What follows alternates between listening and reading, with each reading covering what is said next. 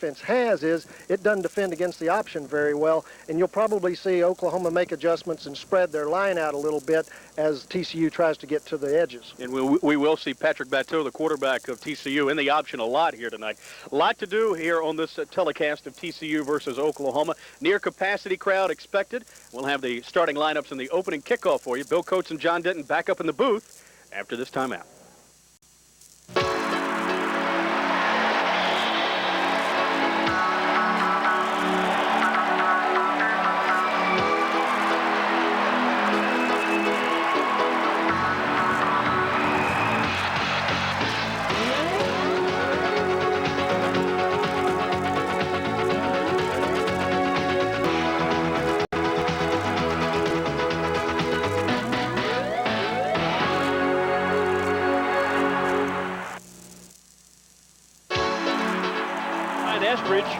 The captain's about ready for the coin toss, and Brian will go out with him, I believe, and we'll try to pick up this coin toss. Our producer-engineer is Ron Pell. Our spotter is Wayne Gossard. Great to have him back this year. And our statistician for the second year is Greg Marks. And we're anxious to get this thing underway, John, because to see if TCU can keep this thing going after a great win last Saturday at Iowa State. Well, for both TCU and Oklahoma, they turn it up tonight a little bit, a little more formidable opponent for each team.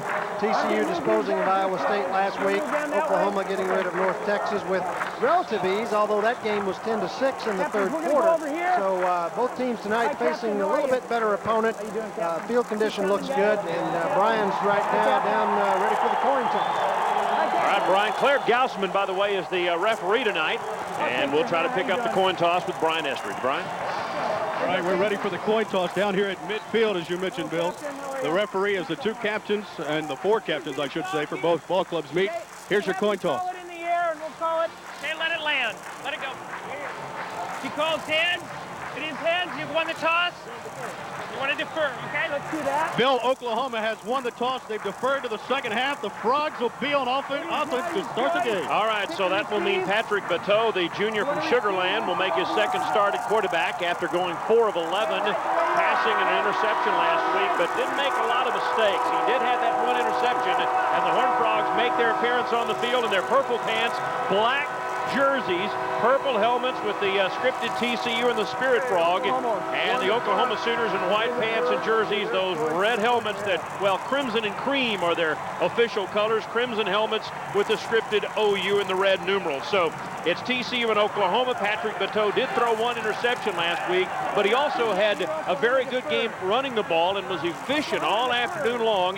He finished with 83 yards rushing. Basil Mitchell had 186 and was the WAC's Offensive Player of the Week. He, of course, is the tailback. LaDainian Tomlinson, the sophomore from Waco, is the fullback. We expect the starting receivers to be Cedric James, a sophomore from Kennedale, and Tavares Moore, a senior from Jackson, Alabama. The tight end, Jason Ilian, a junior out of Lake Havasu City, Florida. Across the front line, the tackles, Michael Keithley and Russ Sanders, Jeff Milliken and Robert Wallace, the guards, and Shane Ladewig, the sophomore from Irving MacArthur, is the center. Across the Oklahoma defensive front, Cornelius Burton and Corey Callens, the ends, Kelly Gregg, an all-conference player in the Big 12, and Ryan Fisher, the tackles, Ante Jones, Brandon Moore, and Dale Allen at linebacker, Mike Woods and Corey Ivey, the returning starters in the secondary, along with all-conference safety Ganna Joseph at strong safety, and Terry White, an all Big 12 player, is your free safety. So again, the Horned Frogs appear to be ready to receive this kickoff, and our officials tonight, Claire Gaussman, Bob Holliday, David Hatima, Ron Underwood, Jack Hill, Jeff Lambert, and Michael Arionian is the back judge for this game tonight. We play on a natural grass field that, as we've already told you, drains very well. We'll have a nice crowd here tonight, John. A lot of Oklahoma fans, but countered by a whole lot of TCU fans who come out for the home opener, and that's great to see. Well, that tells you a lot about regional rivalries, and TCU and Oklahoma now having played one another now 3 times in the last 6 years. These schools know one another well. They maybe not to the level of a Texas OU, but with all these major super conferences now, you get it's neat to get cozy with a team and get a little bit of a rivalry kicked up. Horned Frogs beat the Sooners in Norman 2 years ago, 20-7 to open the season. Ninth meeting, the Sooners have won 5 and the Horned Frogs have won 3. Oklahoma was here as recently as 1993, won here by a 35-3 score. But the Frogs hope to turn the tables tonight and go to 2-0 on the season. The Oklahoma kicker is Jeff Ferguson, and TCU preparing to receive the kickoff, kicking off against the wind. It'll be LaDainian Tomlinson returning the kick from the 3, 10, 15, a hold of the 20 outside to the 25-yard line, where he'll start from there. Again, the wind appears to be blowing out of the north, from north to south. This stadium is a north-south stadium, and we are looking toward the east from high atop the press box here at Amon Carter Stadium. And it's good to be home for the home opener for the Frogs. They'll start first down at their own 24-yard line, moving right to left across your radio dial here in the opening quarter. And again, the field is in excellent shape considering there has been some rain in the area. And the Horned Frogs will open. Michael Crawford will open at a receiver, with Cedric James opposite him. In the I formation, the Horned Frogs set up with Alien as the tight end, looking at a 4-3 look. Again, we'll see some 46 pressure defense from the Sooners. Bateau on first down, hands off to LaDainian Tomlinson for 1.5 yards, out past the 25, near the 26-yard line. Kelly Gregg and Corey Callens in the middle for the Sooners to make the tackle. It'll be a 2nd down and 9 just underway. And Oklahoma comes out. They've kind of buried that 46. They had 9 guys in the box, 7 up on the line. They're going to attack that option and try to make the Frogs throw it. And the Frogs now with a 2nd down and 9 with the ball just outside the 25-yard line. James split wide left. They go to an offset I backfield with 3 men behind the quarterback, and a pitch fumbled by Mitchell, picked up at the 20, out to the 25, and he still gains 1 yard, but that's all. They had Royce Huffman in a slot right, almost as a wingback that time. And the pitch back to Mitchell was fumbled, picked up on the bounce, and he gets 1 yard before Mike Woods, the cornerback, comes to get him. It'll be 3rd down, and they'll need about 8. Yeah, and you've got Royce coming back toward the formation at the snap. He puts a crack on the linebacker, and Basel had room around the right side if he hadn't fumbled it. He fumbled it, and the play went to pieces. 3rd down, scoreboard says 6. I don't know if I believe that. I'm going to call it 3rd and 7 near the 27-yard line. And again, against the Oklahoma 46 defense, they crowd the center and put 2 men over him. From the shotgun, Bateau will see a 4-man rush. Lobs the ball out to Mitchell just off his fingertips at the 30-yard line with Terry White defending on the play. And the Horned Frogs will have to punt. Royce Huffman, who last week did not have the kind of day he had hoped. He did so much, punted 6 times for 34 yards. He will take the shoe off with the help of a trainer and prepare to punt the ball away for the first time this evening downfield to Oklahoma's Gerald Jackson. And we'll see the Sooner offense coming up here in just a moment. And we're still not sure exactly who the Oklahoma quarterback will be. Last week it was sophomore walk-on Patrick Fletcher. We'll see if he starts or if Brandon Daniels gets the call tonight, as Huffman stands barefooted at his own 13-yard line. The All-American baseball player launches a punt into the wind, a line drive kick that will bounce at the 40 and take a TCU roll to the 35, down inside the 35, down to about the 32-yard line where Kyle Williams will down it, and Oklahoma will start 1st down and 10. We do know that junior Damon Parker out of Tulsa is their go-to guy. Seth Luttrell is the fullback. Reggie Skinner in the wishbone when they run it will be the other halfback, with Chris Blocker, Jason Freeman, and Gerald Jackson as receivers and tight end, respectively. Stephen Burcham, Adam Carpenter, Matt O'Neill, Jason Bronson, and Andre Pittman across the front line will set the Horned Frog defense in a moment. And yes, Patrick Fletcher, a sophomore walk-on from Norman, who isn't even in their media guide, the son of an ex-Oklahoma player, is their quarterback. He led them to victory last week. The Frogs open with J.W. Wilson, Sean Worthen, Aaron Schobel, and Cam Hunt on the defensive line. They run with an I formation double tight end on this 1st down play from the 32-yard line, and whistles blow at the snap of the football, and they may not have gotten the ball off in time. Joseph Phipps and Shannon Brazil will open at linebacker. Dead ball. Delay game on the offense. 5 yards. Still 1st down. And so the delay of game with Greg Walls and Andre Bruce as the cornerbacks. Reggie Hunt and Curtis Fuller are the safeties, and the strong safety in place of the banged-up Russell Gary is Barry Browning, the former Oklahoma State Cowboy who transferred here 3 years ago. It'll be 1st down and 15 with the ball back at the 27. So now at the starting lineup set, they go with a stack I. three running backs stacked behind the quarterback, and a pitch going to Parker. To the outside, Brazil chasing, Fuller chasing, and Browning drops him out of bounds at about the original line of scrimmage near the 32-yard line. John, they load up that time, not one, not two, but three running backs right behind the quarterback. One of them shifts into a slot, and then they pitch the ball to Parker. Yeah, all the build-up and talk about, you know, they're going back to the wishbone. Well, they do run a lot of wishbone, but you'll see a lot of that stack eye, and they just load it up and toss it and let the fullback and the Z-back lead them out around the left side. Good pursuit that time by the defense. 13 minutes left to go in the first quarter. It's 2nd and 10 near the 32.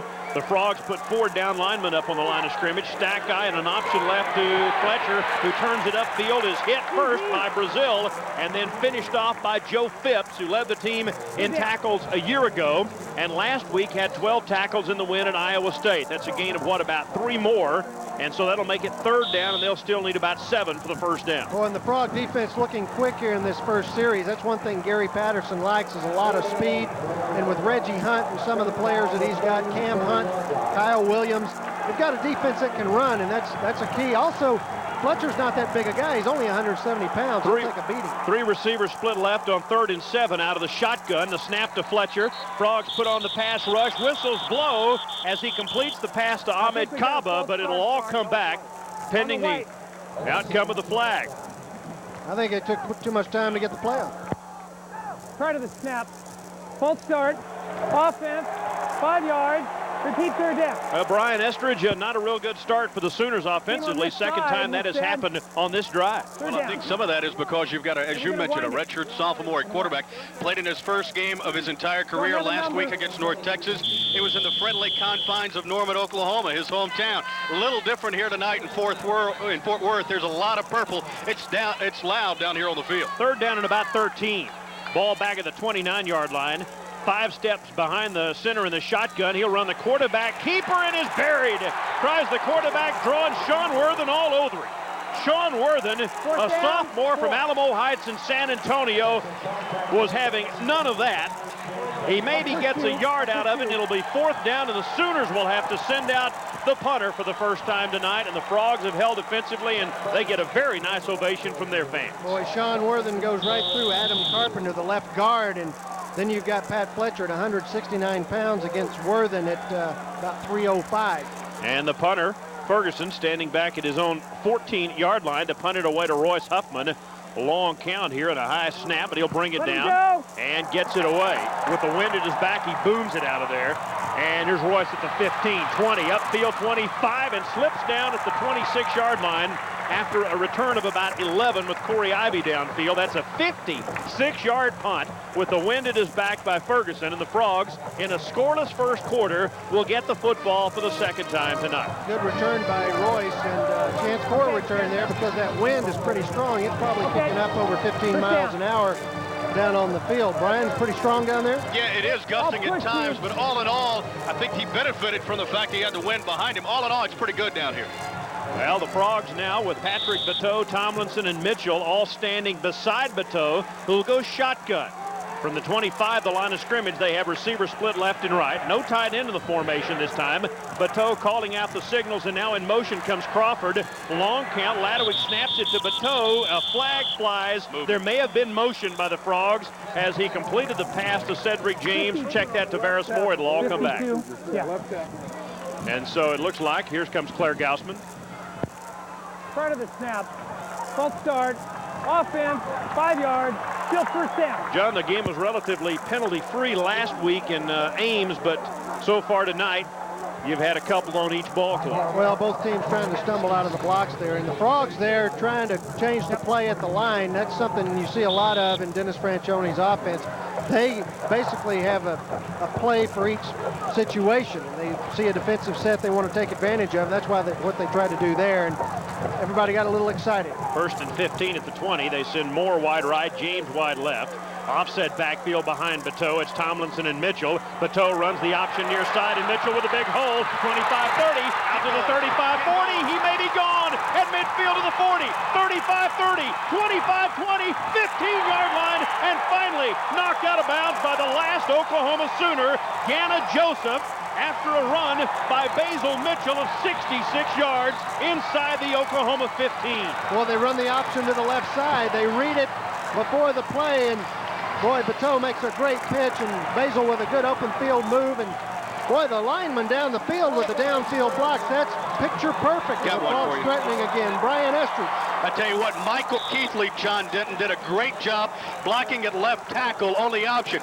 Then he got up and made one more block downfield just for good measure. That sprung Basil Mitchell. So it's first down at the 13.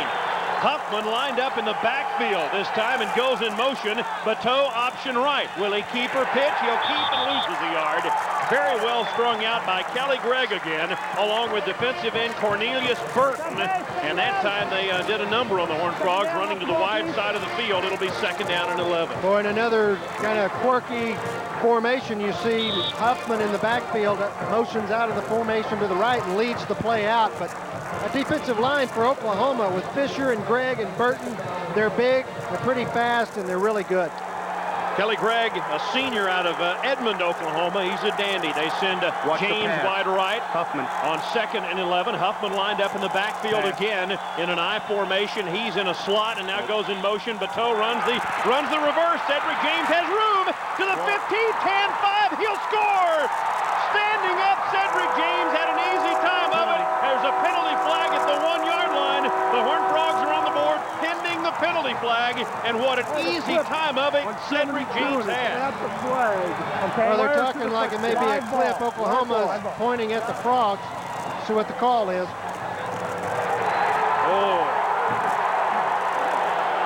We're going to take the penalty. We're going to go back 15 yards. You know, if we go to break, I'm going to stand up with you. Fine, it's a touchdown. Okay, we're going to go back 15 yards. Claire Gaussman telling him what's going on down there, so negate the touchdown. It's a tough break. And I guess he was so wide open, maybe that was the reason he was so wide open. Here's Gaussman to tell us more about it. Clipping on the offense, 15 yards, repeat second down.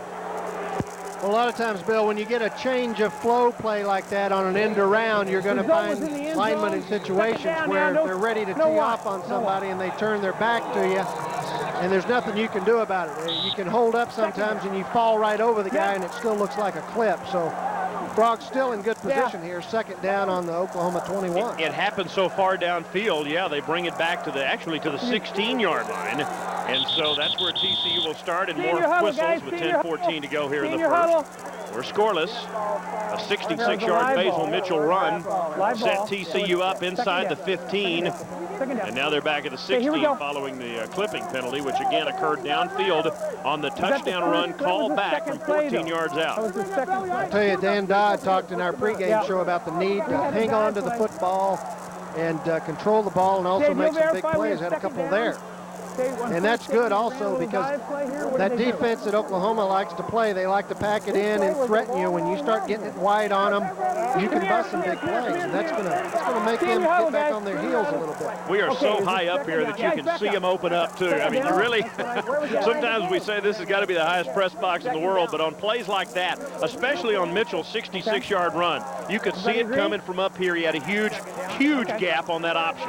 You can almost see it really before it happens. And if I step on you tonight, pardon me, Mr. Coach. We're having fun, I'll say that. The first home game of the year, and so far it's been a lot of fun as TCU threatens here early on. It's 2nd and 13 at the 16-yard line. Two receivers wide right, Moore and Crawford near hash mark. They go double tight end.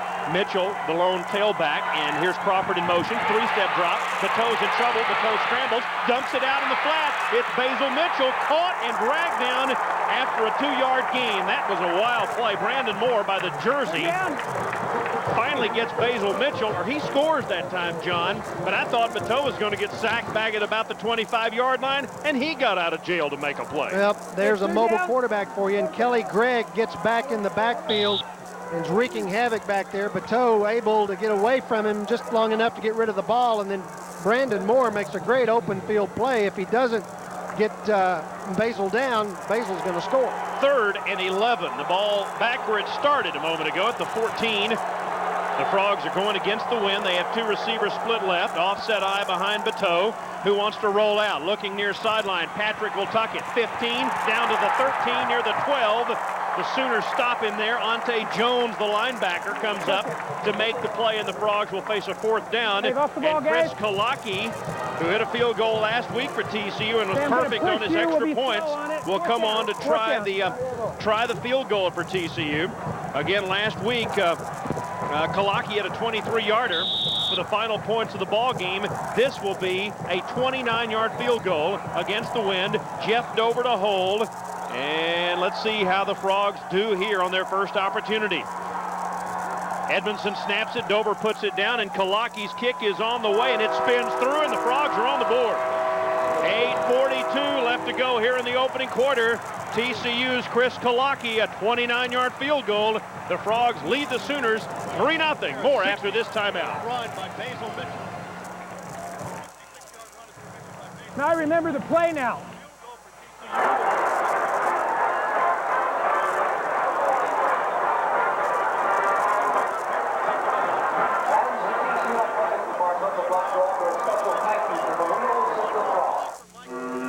Help wanted. Immediate openings available for the most important jobs in America, helping the organizations that help children. Whatever you can do, in whatever time you have, you can make a difference. To learn how you can help in your community, reach us at this web address and number. We're fighting for the children. Whose side are you on?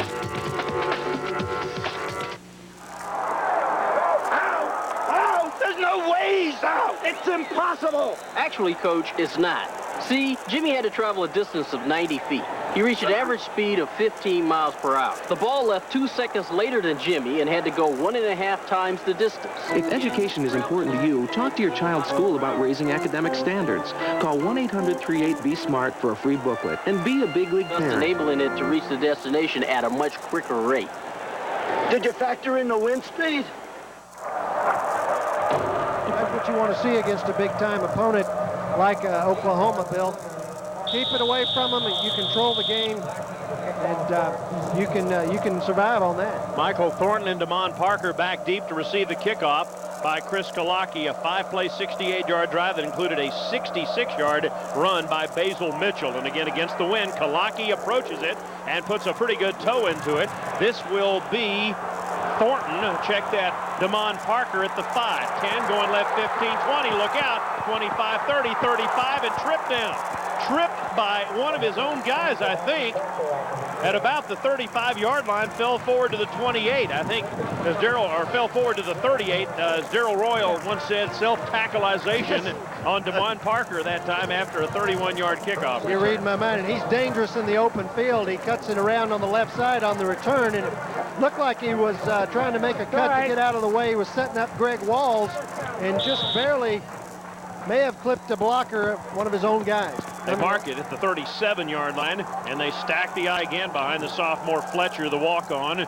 Receiver split left and right, far hash mark, first down at the 37-yard line. Fletcher will hand off, and it's Luttrell, the fullback, for no gain as Aaron Schobel, TCU's fine sophomore defensive end, steps up to make the play. The Frogs had, 5 sacks in the ball game last week. Did a very good job defensively in their pass rush, and they stop him for maybe a 1-yard gain on that. No, he got nothing. Call it second and 10. Absolutely nothing, and Shannon Brazil in there too. You know, Shannon starting in place of Cody Mortensen, who was actually going to be the starter last week, had 10 tackles against Iowa State. Stack eye, second and 10 near the 37-yard line. The Frogs put Walls, make that Hunt up near the line of scrimmage. Pitch coming this way to Parker. He gets around Hunt and has a whole 40 out to the 45. Brazil brings him down.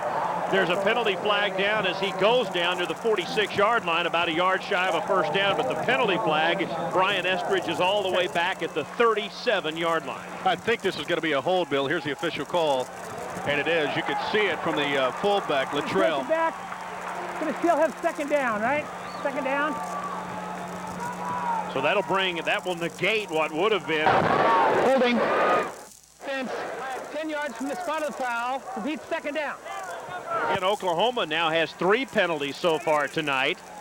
And that one hurts. That means that they, instead of having it second down and 1 at about, or third and 1 near the 46-yard line, they're all the way back at the 27. So big difference of almost 20 yards on that play. of what they should have had and what they have now. Stack Eye then on 2nd down and 20, 7:35 to go, 3-0 TCU in the first quarter. Near hash mark, Fletcher to throw. Hunt hits him as he delivers upfield. Short. Walls is there. The Oklahoma fans want a flag and get one. And John, the reason they'll get one is because Greg Walls, if this indeed is on TCU, Walls never turned around to look back at the football, which is what you have to do if you're a defensive back in order to avoid getting the flag. Yeah, Walls did everything right, except he didn't get his body turned and his head back toward the ball, which equates to face guarding. Let's see what the official says. Question as to whether or not it was a catchable. Pass interference on the defense, 15 yards, first down. And was that a catchable pass? Depends on which staff you ask, I think, at this point. As the TCU Horned Frog coaching staff was saying, that was not a catchable ball. Should not have been pass interference. But you can see they did make the call on it, and now Oklahoma at 1st and 10 at their own 42. So penalties almost took a first down away from the Sooners. They get it back with a penalty on TCU, and they get it at their own 42-yard line. Near side, double tight end, I formation with the receiver split right. Fullback. And the inside option handoff. This is the fullback out to the outside for about a 9-yard gain. This is Carson Fields, and Reggie Hunt drops him near the sideline. And so Seth Luttrell, the sophomore, and Carson Fields, a junior from Tulsa, alternating there. They're going to call it a 10-yard gain and a first down across the Frog into the field of the 47. So it'll be a first down for the Sooners. Boy, he's a load, 5'9", 203, little squatty body. Pops it up the middle, nothing there, bounces outside. Pretty good speed for a little squatty guy. Last week, Fletcher was 5 for 5 for 84 yards. And Fields will play a lot. He's still in there. Damon Parker's gone all the way. And Fletcher runs the option left, turns it inside. Wilson and Phipps get him, along with Schobel at the 45 after a 2-yard, make it a 2.5-yard gain for the sophomore Patrick Fletcher. Again, last week for Oklahoma in their win, Damon Parker, 20 carries for 126 yards. Luttrell at 51, and Fields had 39. So it looks more and more like the old Sooner stats of years past where they had a lot of rushing yards. Yeah, I have one guy who's really their bell cow, and then a couple others that they can toss it to give the star a break. 2nd and 8 at the 45. I formation again, and a double tight end set, looking at a 4-3 defensive alignment, and a pitch coming this way. It's Parker in trouble. Doug Shanks hits him, and they drop him all the way back at the 40-yard line. It was Shanks, and then it was Aaron Schobel and Joseph Phipps, all in the Sooner backfield, and that's a loss of a dozen. And that puts Oklahoma in a big hole with 6.5 minutes to go in the quarter. Boy, you had Shanks, then you had Schobel, and then Phipps comes in to finish him off. Parker's bouncing around back there like a pinball, and give him credit for being a good enough athlete to maintain balance, but every time he got hit, he lost about 3 or 4 yards, and they finally nail him back at the 43. And this Horned Frog defense, who did such a solid job last week, made a play there. It'll be 3rd and about 20 near their own 43-yard line, and they go shotgun again. Fletcher to throw. Here comes the blitz, and now the whistles blow from all over the field. And we'll see what the indication is here. And there have been a bunch of them already tonight. Again, the guy you'll hear a lot of is Claire Gaussman.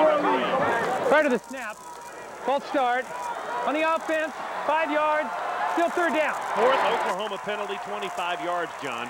Well, you'd figure, usually your rate of improvement's pretty great from game 1 to game 2. Right now, Oklahoma seems to be a little bit askew in terms of their timing, and things are a little out of sync. But as Brian said, it's loud down there. They may have some trouble hearing the snap count. Well, now they have to deal with a 3rd and 25 back at the 38-yard line. Parker standing beside Fletcher in a shotgun with 3 receivers split left. Frogs rush 4. Back to throw Fletcher. Floats it upfield. It's caught by the tight end. He's short of a first down at the 40-yard line. The pass completed to Jason Freeman, the tight end. 17-yard gain. 4th down and 3. And, John, what do you do if you're John Blake here and you're on the road? Well, you've got 5 minutes left in the first quarter. It's early yet. You can gamble. You're in plus territory. Let's see what he does. They're going to go for it. They're going to load up and go after it. And I can't say that I blame them. I mean, if you're on the road, you've got to play for the win, or at least play for momentum. And now this is a big play early in this football game. The TCU fans are on their feet, as are the Sooner fans. And it's 4th down and 3. The nose of the football near the 40 from the near hash mark. The stack eye again. And this is one that the Horned Frogs would love to stop here. Sophomore Patrick Fletcher with a long count and a pitch to Parker. Parker to the outside. Parker looking for the pile-on. He will get there, I think. Strung out well by TCU's Curtis Fuller, but Parker drops his shoulder, runs into Aaron Schobel, and then with help from Joe Phipps, the Frogs finally get Parker down, but not before he gets the first down. Boy, two big plays there, the big pass over the middle, and then that play that time, Bill, they line up in the stack eye, and it's a toss to Parker around the left side. And with that wide side of the field, that's almost impossible to stop unless you just have somebody that just blasts through there, and it didn't happen for the Frogs that time. 2 years ago, Parker against TCU, 8 carries, 43 yards in TCU's win. He has improved a little bit since then. First down at the 36. The Frogs put Stuart Ashley right over the center here and spread out the four-man line. Inside handoff to Luttrell, and he's stacked up for no gain. Kyle Williams, number 89, and Terrence Maiden, a young linebacker whose twin brother Tim is a wide receiver for TCU, steps up to make that tackle. It'll be second down and about 9.5. Give him credit for a yard on the play, and that's about all. Yeah, Kyle Williams doing a good job there, stacking it up. And he's out of Round Rock, big senior. He's quietly had a great career at TCU. Yes, he has, playing in the shadow of some pretty good players over the years, but Williams is in there, along with Ashley. The second down and 9 at the 35. Five-step drop. Fletcher floats the ball downfield for Chris Blocker, who does not get to it in time. Walls in coverage. He had a half a step on Greg Walls, but Fletcher overthrows him at about the 15-yard line. Brian Estridge, that'll bring up a third down and 9. Another decision coming up now for Oklahoma. You mentioned he did have a step on him, maybe had 2 on Walls on that last play, but as the redshirt sophomore quarterback, who they say weighs 168 pounds, Bill Coates, I'm not so sure. He couldn't quite get it to him. And there's a timeout on the field. Oklahoma calls one. 3:55 left in the first quarter. Timeout. Frogs lead the Sooners 3-0 back after this timeout. Well, right now with 3:55 to play in the first quarter, it's 3-0 TCU, set up by the big Basil Mitchell run. Now his run was set up, in fact, by a great block by his tackle, Michael Keithley. Keithley freed him up on the initial block at the end, but then also got one more downfield that gave him the springboard to the 66-yard run. Now you wonder about the rain. This field has taken a lot of rain in the last couple of days. You'll remember back in 1992, TCU was one of the first Division I school in the state of Texas to remove their AstroTurf and put natural grass down. Well, there's 6 feet of sand up under this turf. It drains real well. And so tonight, no problems, supposedly. In fact, TCU is still wearing their half-inch spikes. I talked to Mike Sinkfield, equipment manager, who said no need to change at this point. Looks like the turf's in good condition. Looks like the players have got great traction. So right now, all things positive for TCU, leading at 3-0 with 3:55 to play. 3-0 Frogs lead the Sooners with 3:55 to go here in the first quarter. Our scoreboard update brought to you by Clifford Brunson, attorney at law, Fort Worth, part of the new TCU tradition. Purdue beat Rice today, 21-19. Colorado State over Nevada by a 26-14 count. Colorado held off Fresno State by a 29-21 score. And how about Iowa State winning at Iowa, John? 27-9 made that win up at Ames look pretty good last week. As a shocker, about lunchtime, I turned that game on, and I took a double take at the television. That made the Frogs win last week look even bigger. And this win tonight would be nice if they could get it. Third down and 9. The Sooners threaten, and they run the reverse, and Jackson wants to throw. Hit as he delivers downfield, and it's picked off by TCU. Reggie Hunt at the 9. Hunt driven down at the 6 on a reverse. Jarrell Jackson tries to throw it deep to the tight end Freeman, and TCU's Reggie Hunt steps in and picks it off, and the Frogs get it back with 3:45 left. Well, Reggie had a big interception last week that set up the Kalaki field goal that pretty much iced the game. There he makes another nice play. Oklahoma throws the ball into double coverage, actually triple coverage, and Reggie's right there, Johnny on the spot, and the Frogs take over at their own 9. So TCU forcing a turnover. And again, last week they had a couple of interceptions in that ball game at Iowa State, and this is Reggie Hunt out of Denison, the young man who started 2 years ago, sat most of last year, back in good graces and making a big play there. I formation from the 9. Frogs need to take care of the football here. In the backfield, Lance Williams is the fullback this time, and he gets the handoff at right tackle, gets it across the 10 to the 12 for a gain of 3 as Brandon Moore, the linebacker, steps up to make the tackle. Yeah, just punch it out a little bit, get a little bit of breathing room, set something up, and pretty nice little gain there, 3 yards or so on the first play, but way down, especially at this point in the game, Bill. You don't want to do anything stupid that turn the ball over, fumble, give Oklahoma great field position and the ball. Crawford out wide to the right side along with Moore, who's wide left. Lance Williams still in there. Mitchell, the tailback. Tight end is Ilian on 2nd and 7 from the 12, and Bateau rolls out.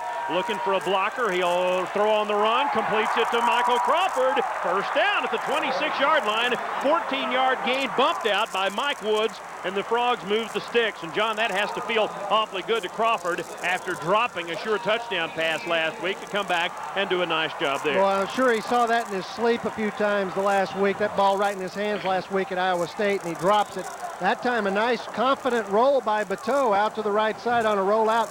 Zips it out on the timing pattern on the out to Crawford for a first down. Cedric James wide left. Moore wide right, far side to short side. Ball near the 27-yard line, and a man in motion. High formation. It's Bateau, handoff right up the gut, and this will be Lance Williams again. And Williams pops for 8. Frank Romero for Oklahoma making the tackle. So TCU's Lance Williams, who was not active at all last week, never carried it, has carried twice in this series for about 11 yards. Well, they're going to have to pound it up the middle, and coaches were talking about that earlier in the week. They want to continue to roll a lot of people in and out of games early in the season so they can get a lot of experience, because later in the season you start to get injuries and different problems that mount up, and you want plenty of guys. Nice gain there, though. You love this here. Dan Dodd's got to be licking his chops at 2nd and 3. 2nd down and 3, the scoreboard says, and now with the whistles blowing because the clock was about to expire, the Frogs will take a timeout, and we'll keep it here. Special thank you today to our stations along the network who have joined us for this TCU Sports Network broadcast, including Pete Thompson, Todd Chapman, and Easy Azell at KWRD-FM 94.9 The Word in Dallas-Fort Worth. Andy Haskett, David Green at KTCU 88.7 in Fort Worth. Mike Bradley at KKDM AM 1150 and KXEB AM 910 in Dallas. Paul Gleiser and David Smoke at my old station in Tyler, KYZS AM 1490 in Tyler. You still working there? They let me. I'm expecting a paycheck this week. See what I can do about that. Thank you for making this TCU Sports Network broadcast possible to millions of Texans today. Brian, 3-0. Frogs leading the Sooners. So far, so good. They've done just about everything right. Well, I think John Denton made a great comment earlier, Bill, when he said that Dan Dodd has got to love this situation. You're right, TCU offensively. All things going pretty well right now. A couple of penalties, as you mentioned on the previous drive, has stopped that drive. Let's see what happens here. Big 2nd and 3 play here. With 2:24 to go here in the quarter from their own 34-yard line. Huffman slotted left. He goes in motion, and Bateau wants to run the option, and nothing doing. He is knocked down by Ante Jones. Actually never touched, really. He went wide left on the option and then slipped. And Jones was the guy who'll get credit for the tackle, John, but all he had to do was reach down and play tag with the TCU quarterback. Yeah, Patrick took about 3 steps to his left, and his feet went out from under him, and Jones was right there waiting for him like a doorstop. 3rd and 6. I call it 6.5 with 1:55 to go in the quarter. 2 receivers split wide to the right side, including Mike Scarborough for the first time. And they'll go slot. Mitchell in the backfield beside Bateau. Patrick went 4 of 11 passing last week, maybe changing the play. He'll run the quarterback option. Turns upfield, nice move, and he has the first down across the 40 and then fumbles, and I think he got it back at the 44-yard line. Let's see what happens at the bottom of the pile, but Bateau lost that ball and then maybe reached out, Brian, and pulled it back in. If he did, it's a first down at the 44-yard line. I'm not so sure. He and Kelly Gregg are on the bottom of the pile fighting for the football. Kelly Gregg was a heavyweight wrestling champion out of high school in the entire country. Let's see who's come up with this one, as he and Bateau are locked up right now.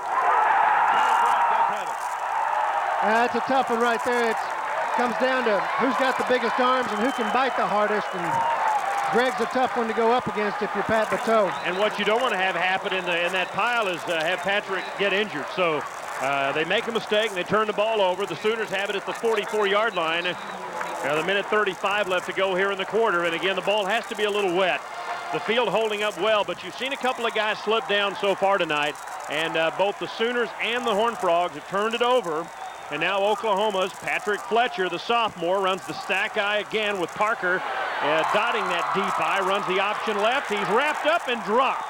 That would be Ray Lacey. No, check that, London Dunlap from Houston, the senior, who strings it out and knocks him down for no gain on the play, and he actually loses a yard. Call it 2nd and 11. Great play by Dunlap, who played well last week at Ames. He sure did. He stepped inside on a couple of plays last week and just nailed Darren Davis right in the kisser. That time he makes a nice play coming right in there and wraps up Parker. Minute left to go in the quarter. 3-0 Frogs. Oklahoma recovered a fumble, and they have it. Handoff. Parker hit in the backfield by Cam Hunt. They tried the draw play that time, John, and the Frogs really getting surge on that defensive line. J.W. Wilson, who played a great game last week, was also in the backfield, but Hunt was there about the same time Parker got the football. Well, they've got a nice combination of size and speed, and they're giving the OU offensive line some headaches right now. And boy, if you don't think Damon Parker has a bullseye on his shirt, you're crazy. He has We'll give you his rushing numbers here in just a moment. They go 3rd and 11 from the shotgun. Standing at the 50 is the quarterback Fletcher. Deep option pitch, and this time Parker has a hole, and he is short of the first down as he lowers his shoulder and runs into Joe Phipps. He had Brazil chasing to the outside, inside the 40 near the 38. He is tackled 3.5 yards shy of the first down, and it looks like the Sooners are going to send out the specialists here. They gambled and won on a 4th down at about 3.5 earlier in the quarter, and now the first quarter has come to an end. The first quarter has come to an end here in Fort Worth, Texas. TCU leading Oklahoma 3-0. We're back after this timeout.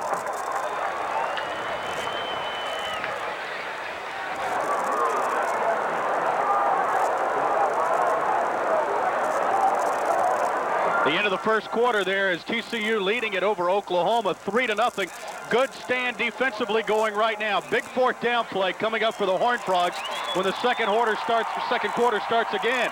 Oklahoma will have the football at the TCU 37-yard line, 4th and 4. It looks as if they're going to punt the football away.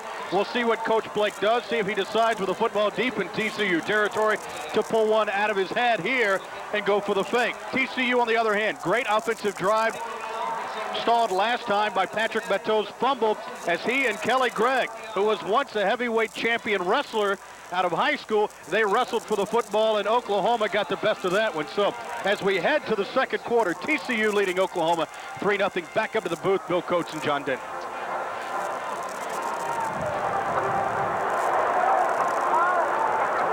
Bill Coates, John Denton, Brian Estridge, and our radio network crew here in Fort Worth for the Horned Frog home opener. Ron Pell, our producer engineer, our statistician Greg Marks, spotter Wayne Gossard. Frogs kick a field goal of 29 yards in the first quarter, capping a 68-yard drive to lead 3-0. The Sooners looking at a punt into the wind. Jeff Ferguson out there at his own 49-yard line after the Horned Frogs apparently have held defensively on 4th down and 4 on the first play of the second quarter. Huffman is back deep, and the Sooners have not been able to muster a whole lot of offense so far tonight. North Texas took the early lead in the game last week in Norman, and a long count trying to draw the Frogs off sides. They do not, and so that will penalize them 5 more, so that's a pretty safe play, John. They hoping to distract the Horned Frogs and maybe get the first down the easy way. Here's the delay of game on the offense. Still 4th down. And so they didn't, and that'll bring him back to the 43 as an old punter. That's probably a better angle to kick from anyway, isn't it? Well, it is, but now the pressure's on. You notice they've got the ball on the left hash, which is good because if he happens to shank one, he's still got plenty of field to play to get a good roll on a hop, but he's punting into a pretty good breeze. Huffman back at the 10-yard line. And again, Jeff Ferguson, the punter, who also does the place kicking, stands at his own 44-yard line. Good snap. Frogs don't put up much of a rush, and this is a very high kick that may find the end zone. It will bounce at the 5 and take a left-hand turn. Nope, the wind caught it, and that's a great punt because the Frogs will have to start near their own 5, maybe the 6-yard line. A 38-yard kick. The ball will straddle the 5, and TCU is 95 yards away. And I don't guess you can do it much better than that, can you? Now that 5-yard delay of game penalty looks like a pretty sharp play there. It does, doesn't it? Otherwise, it's in the end zone. The Frogs, I mean, talk about predetermination now. You can't always count on that, but Frogs are deep back to their near their own end zone there at the 5. Sooners would just say that's good coaching, just good coaching strategy, right? First down at their own 5-yard line. Tomlinson back in as the fullback with Basil Mitchell, the tailback. They go double tight ends. B.J. Roberts is in there and a lot of noise. Moving left to right from the 5. They hand off to Tomlinson, and Ladanian, the sophomore from Waco, goes for 3 out to the 8-yard line, playing it safe down there, John, in that end of the field, and at least getting positive yards. It'll be 2nd and 7. There you go. Take off a chunk, 3 or 4 yards, quiet down the crowd, and get ready to do it all again down there in the OU end of the field where they've got a lot of fans making a lot of noise. Tomlinson last week had 8 carries for 28 yards. Bateau had 20 for 83 and 186 on 22 carries for Basil Mitchell and 3 touchdown runs. He had the second best day of his career and was the WAC Offensive Player of the Week. 2nd down 7. He dots the I. They offset it now with Tomlinson. Bateau rolling left from his own goal line. Hit as he delivers upfield and overthrows Crawford at about the 22-yard line. Took a lick on that play as Corey Ivy defends Michael Crawford. It'll be 3rd down. Yeah, it's a tough throw on the, if the ball's a little bit slick, he's rolling to his left and he's got to square his shoulders and throw deep route over on the left side, and ball gets away from him, floats a little bit, and falls harmlessly out of bounds. They got a big play here, 3rd and 7. Would be nice to get this one. Otherwise, they're punting from their own end zone as they go shotgun. Mitchell in the backfield.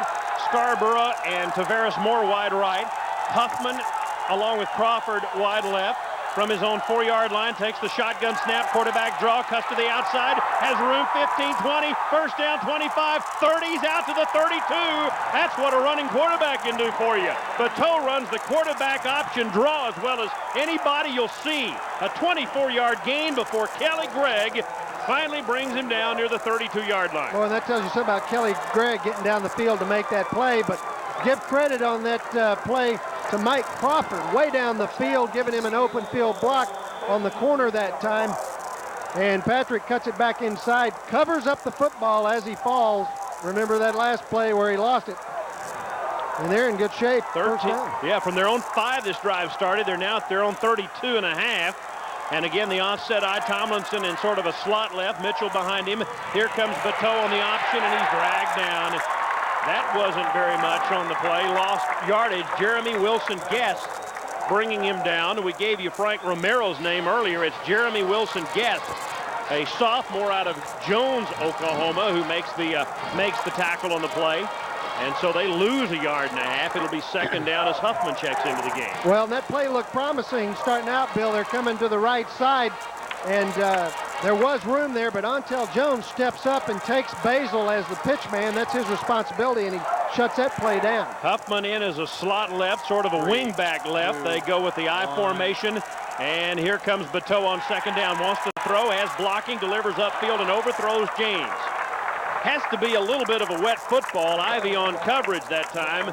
And both quarterbacks have overthrown receivers here in the early going. And again, he's looking into the wind, and that ball has to be awfully tough to throw right now, John. Well, and he got back on a 5-step drop. He looked, hesitated. Cedric was open, and he couldn't get it to him, and he kind of double pumped, and then he just kind of squirted it out there, and now you got a big 3rd down. He's 2 for 5, 17 yards passing, and he sends a receiver out wide each way. 2 running backs behind him on 3rd down and about 11 and a half. Bateau rolling out. Rolling, looking now. Runs it, 35, cuts to the outside, 36. Will be short of the first down. Ontel Jones again, bringing him down after a gain of about 5. So the Horned Frogs will be forced to punt with the wind at their back, and you'll see Royce Huffman again. After what looked like a promising start to the drive on the 24-yard scramble by quarterback Patrick Bateau, and then it stalls. Well, he's trying to find Mike Crawford over on the left side. And good coverage that time. Oklahoma in a 2-deep zone. They do a good job of making it impossible to throw. And now Royce on to try to punt it away. And Jackson is back deep for Oklahoma as Huffman stands at his own 22-yard line. Huffman can really bang it with the wind at his back. Let's see if he's able to launch one here into this Fort Worth sky. He doesn't have much of a rush. It's a line drive kick that Jackson will take it to 21. 25, left to the 30, 35. He's out to the 37-yard line where he's knocked out. Pretty good return. Joseph Phipps will make the tackle. 43-yard punt, 16-yard return into the field. And Brian Estes. We know, Bill, we've talked a lot about Royce Huffman, the punter / wide receiver / punt returner. One of the reasons he may be having some problems punting the football. Last year, of course, he averaged 41.6 yards a kick. This year, his average has dropped down to 34 with only one game under his belt. Last year, he didn't have to tape his right ankle because he wasn't playing wide receiver that much. That may be a difference in his punting here this year. Good point. From the 37, the Sooners in an I formation double tight end look and a receiver left. The Frogs spread out their four-man line, and the handoff fumble. Luttrell never got a handle on it, and it's loose at the 36. Fletcher and the fullback Luttrell never made connections, and let's see who the wrestler is at the bottom of this pile, Brian. Last time Kelly Gregg won the battle. Now they're trying to unpile here, and we still don't have an indication. What do you see? I think it's second down for Oklahoma. Unfortunately, Terrence Maiden is the frog at the bottom of the pile. Couldn't come up with a loose football. Oklahoma will retain possession at their 37. Yeah, good call there, Brian. Back to your comment on Royce Huffman, I couldn't agree with you more. We were talking about that last week with all the things he's trying to do during the regular first and second down, and then the tape job on the ankle is not going to produce a lot of good punts. They lost a half a yard, 2nd and 10.5 near the 36-yard line, and so Fletcher will run the option left, being chased, cuts up field for 3, maybe 4, where Joe Phipps gets him along with Maiden and Worthen on the play. And that'll bring up a third down for the Sooners. They'll still need what looks like about 7 with 10:59 to play in the quarter. Good job by Schobel that time, moving up the field and turning that play back in. Worthen tried to get a handful of jersey and just couldn't get there, and they turn him back inside. You don't want to let that guy outside. Pretty good play there. Big third down coming up. Sooners are 0 for 4 on these third downs. They stack the eye again, and the Frogs with Wilson right over the center. Fletcher to throw, blitz coming. He lofts the ball downfield, and it is incomplete. Ahmed Kaba, who caught 2 touchdown passes last week, that was a poorly thrown ball because it was behind him. Greg Walls in coverage, but if that had been well thrown, that's a first down completion. And that's Walls getting turned around in coverage again, Bill. You think that the Oklahoma coaches didn't see that last week against Iowa State? Iowa State, Bandauer, and some of those receivers from Iowa State were working Walls over pretty good in last week's game. Ferguson had a 72-yard punt last week. He's out of Broken Arrow, Oklahoma, and he will punt here to Royce Huffman. Standing at the 15, Ferguson's at his own 26-yard line. See if the Frogs try to put on a rush here. Yep, here they come. And this low snap, they'll get him. They didn't block the punt, but Hunt nails him at the 30-yard line. A low snap, and they were bringing the house, Brian, and that time the Frogs force another big play on the special teams. Bill, you could tell they were coming as the 2 in Frogs, if you will, that were lined up on the wideouts of the punt team for Oklahoma. They had angled in. They were coming from the corners as well. Second week in a row, the special teams make big plays for the Horned Frogs. Last week, they blocked a field goal and ran it in for a touchdown, John. Tonight, they don't block the punt, but they force the punter to have to eat the football. Well, and they're bringing those guys from the outside, and you can see that as a punter out of your peripheral vision. Ball's a little slick, take your eye off of it just for a second, and bam, all of a sudden you think you're a running back, and you're getting your teeth knocked out. Ladewig will snap the ball to Bateau from the 30. Patrick wants to option and runs into a wall. Ante Jones has been all over the place tonight, and that time he could smell option left, and that's exactly what Patrick Bateau served up to him, and it'll be a loss of about 5 on the play. I think he had a little miscommunication there. It looked like Patrick went one way and the backs went the other. In fact, that is what happened. Patrick went left. And is he getting the audio right. And so that'll bring a 2nd and 14 to bear here with 10 minutes to go in the quarter.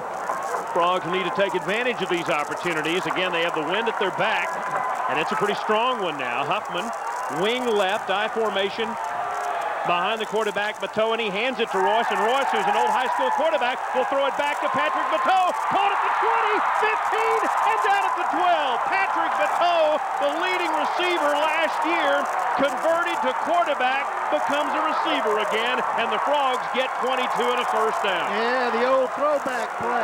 Get him flowing one way, and Royce just pulls up and lofts a grenade over across the field. Bateau, he can do so many things, and that's what you get when you have a quarterback that's a great athlete like that and plays basketball, can play wide. He's an old wide receiver, caught 27 passes last year for the Frogs. And old high school teammates. Didn't they go to high school together at Sugar Land Elkins? Elkins, you got it. Huffman and Patrick Bateau teaming up. Ball near the 12-yard line. Huffman stays in as a wing, goes in motion. Bateau runs the option. Huffman throws a block. Here's the pitch. Flag down as Basil Mitchell turns the corner and tightropes the sidelines out of bounds at the 6-yard line. But again, there is a penalty flag down back at the 17-yard line. And the Frogs are reacting as if this is against Oklahoma. Preliminary indication was against Oklahoma. I didn't catch it. Brian, did you see it? No, I'm not sure what the penalty was, but the line judge made the call on Basil Mitchell going out of bounds. In fact, field judge, who was at the goal line, Personal did make the foul call. on the defense. Half the distance to the goal. Automatic first down. Got to be a late hit on quarterback. Must be. After the option pitch. That helps. We look at a replay here in the booth, and it's still hard to tell. And so TCU will get half the distance to the goal. They'll gladly take it, and they will have a first down. They'll have a first and goal coming up here at about the 3-yard line. That's handy. Yeah, that'll work. You'll take those any chance you can. And so the Frogs are knocking on the touchdown door here, John. Well, I'll tell you what, field position, turnovers, penalties, and you got 2 of the 3 right now. Frogs lead 3-0, 9:15 to go here in the second quarter against Oklahoma, and they have it first and goal at the 3. Mitchell, Tomlinson, and Huffman all in the ball game in that same wing stacked I formation, double tight ends. They put Huffman in motion, long count. Bateau knocked down as he pitches to Mitchell, who gets it at the 5, cuts back at the 3-yard line. He gets nothing out of all that. Ladewig may have snapped that a little bit before Patrick was ready. Not sure who to blame on that, but Patrick still managed to get rid of the football and avoid disaster. Well, I believe Ladewig moved back and stepped on Patrick's foot, and as he's falling, he may have been down when he pitched it, but we're watching the replay. As he's falling, he turns around and pitches to Basil, and boy, what a great athletic move we've seen Bateau make here in the last couple of plays. Now there's an Oklahoma player down, and Brian, I'm seeing raincoats come out. Is it indeed raining down there? Yeah, the drizzle has begun again here for many of the fans at Amon Carter Stadium. You know, the last play by Bateau, Ladewig did in fact step on his foot. The Horned Frogs get lucky as Bateau pitched it behind his back to the running back, Basil Mitchell, who got it down inside the 5-yard line. The injured player, by the way, for the Oklahoma Sooners, still trying to pick up that number for you right now. Ganna Joseph, the safety. Well, that'd be a big loss. He had eight tackles last week against North Texas. He's a senior. Had a great career at OU, and they need him at that strong safety spot. We, by the way, have Basil Mitchell with 4 carries for 75 yards, which would put him 1 yard past Lindy Berry, who is certainly a big name ex-Horned Frog, one of the greats in TCU history. Basil Mitchell would then be number 9 on TCU's all-time rushing list and climbing fast up the ladder. Boy, talk about Lindy Berry. Some of those names on that all-time rushing list, some great names. Lindy Berry, a real gentleman, too. Yes, a great guy. And then Ross Montgomery's next, Tony Darthard, Mike Luttrell, Jim Swink, Curtis Motkins, and then your old buddy and our old friend Kenneth Davis, who's 3rd on the all-time list. Tony Jeffrey is number 1, and he's way out there. It would take a Heisman Trophy season for Basil Mitchell to get to Tony Jeffrey, well over 2,000 yards, I think, but still, he's moving up the ladder pretty quickly. Well, I played with Tony here in the mid-'80s, and I tell you what, he had some huge games running out of that beer. In fact, he had 347 one day against Tulane in the Superdome. Yeah, which was an NCAA record for about a week, wasn't it, or something like that? And stations, we need to take an ID. Let's pause 15 seconds for station identification on the TCU Sports Network. I think he got his bell rung, Bill. It's a thin line between newborn and stillborn, full term and premature. Let's go back to play here. Second and goal at the 4-yard line with Huffman in motion, I formation. Bateau wants to throw. Steps back, lobs to the end zone, overthrows Jason Illian, the tight end. They were trying to use a little sleight of hand that time and were not able to fool any of the Oklahoma players, and that one, John, may have also been a little too slow to develop. Well, it was a little bit slow. They do counter like they're going to go to the right on an option and then pull it up and throw back. He was trying to throw a little fade and got a little strong with it to Jason. Actually hit a photographer down there in the end zone, but not a bad call down here. You've 2nd down and short, 2nd and goal. Now you got to get down to business here, 3rd down and goal. Between the 3 and the 4. 3 backs behind the quarterback, Bateau. 3rd down and goal with Huffman in motion. Now an eye, and Bateau runs the option near side. He cuts back, slips, falls, and falls forward to the 3. And the Sooners do an outstanding job that time, as coming up to make that tackle for the Oklahoma Sooners was cornerback Mike Woods, with help from Trevor Nutt, a defensive end, and there's Brandon Moore, the middle linebacker, and Jeremy Wilson Guest also helped out, and Brandon Moore, the middle linebacker, is down for the Sooners. Yeah, he's grabbing his right ankle. I think he got cut on that particular play. And again, the field just a little bit soggy, and Patrick trying to cut it back and duck it into the end zone there, and his feet again just go out from under him. And big 4th down coming here, and Dennis Franchione with a big decision to make. Frog fans, the home crowd deserves a home game, and that's why we are rolling out the red carpet for you on Fan Appreciation Day, October 31st, when the Wyoming Cowboys come to town. If you'd like to purchase a block of tickets for your employees or buy a block for your favorite youth group at a reduced rate, then call today, 257-FROG, and let them know you want to be a part of the home crowd. Plus, Frog Alley turns into Trick-or-Treat Alley that day. All children under 12 get in free with their costume, plus select seating for mom and dad will be $5. It's Fan Appreciation Day, Saturday, October 31st, Halloween against Wyoming, right here at Amon Carter Stadium. What are you going to be at Halloween, Billy? What's your costume? You know, I'm waiting for you to say I don't need a costume. That's got to be the next line up. I wasn't going to say that.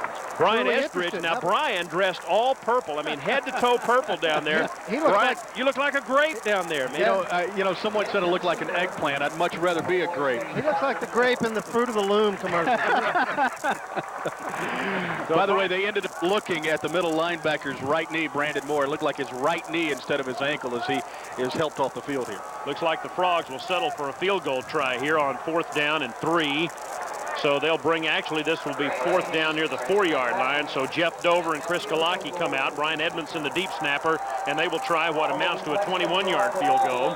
Kalaki, a soccer-style kicker out of Austin. Dover, the junior quarterback, to hold. Kalaki, a right-footed kicker. Frogs trying to make it 6-0. Edmondson snaps, Dover puts it down, Kalaki puts it up, and he drills it. And TCU adds 3 more. 8-11 left to go here in the second quarter. And the new score, TCU 6, Oklahoma nothing. Back after this timeout. Well, here from the sidelines, if you take a look at the drives and the offensive output so far for the TCU Horned Frogs, they've been successful moving the football. Inside the red zone, though, things have stalled. We're sure that Coach Dennis Franchione will take a look at that at halftime. He, along with Dan Dodd, the offensive coordinator, take a look at red zone performance, as 2 drives now have stalled, had to settle for field goals with the turnover by Patrick Bateau earlier. The offense continuing to move until it gets to a certain point, and then things bottoming out, if you will. But right now, TCU leading it 6-0 as we're in the second quarter here from Amon Carter Stadium. And you'll notice the rain starts to come down a little heavier now. Umbrellas, raincoats, and the like are back out. We'll keep an eye on the conditions of the field here from the sidelines. Also, keep you up to date on the condition of that football, which we know at times will get a little slippery. We'll do that from here at the sidelines as we go back up to the booth. Coach and John Denton.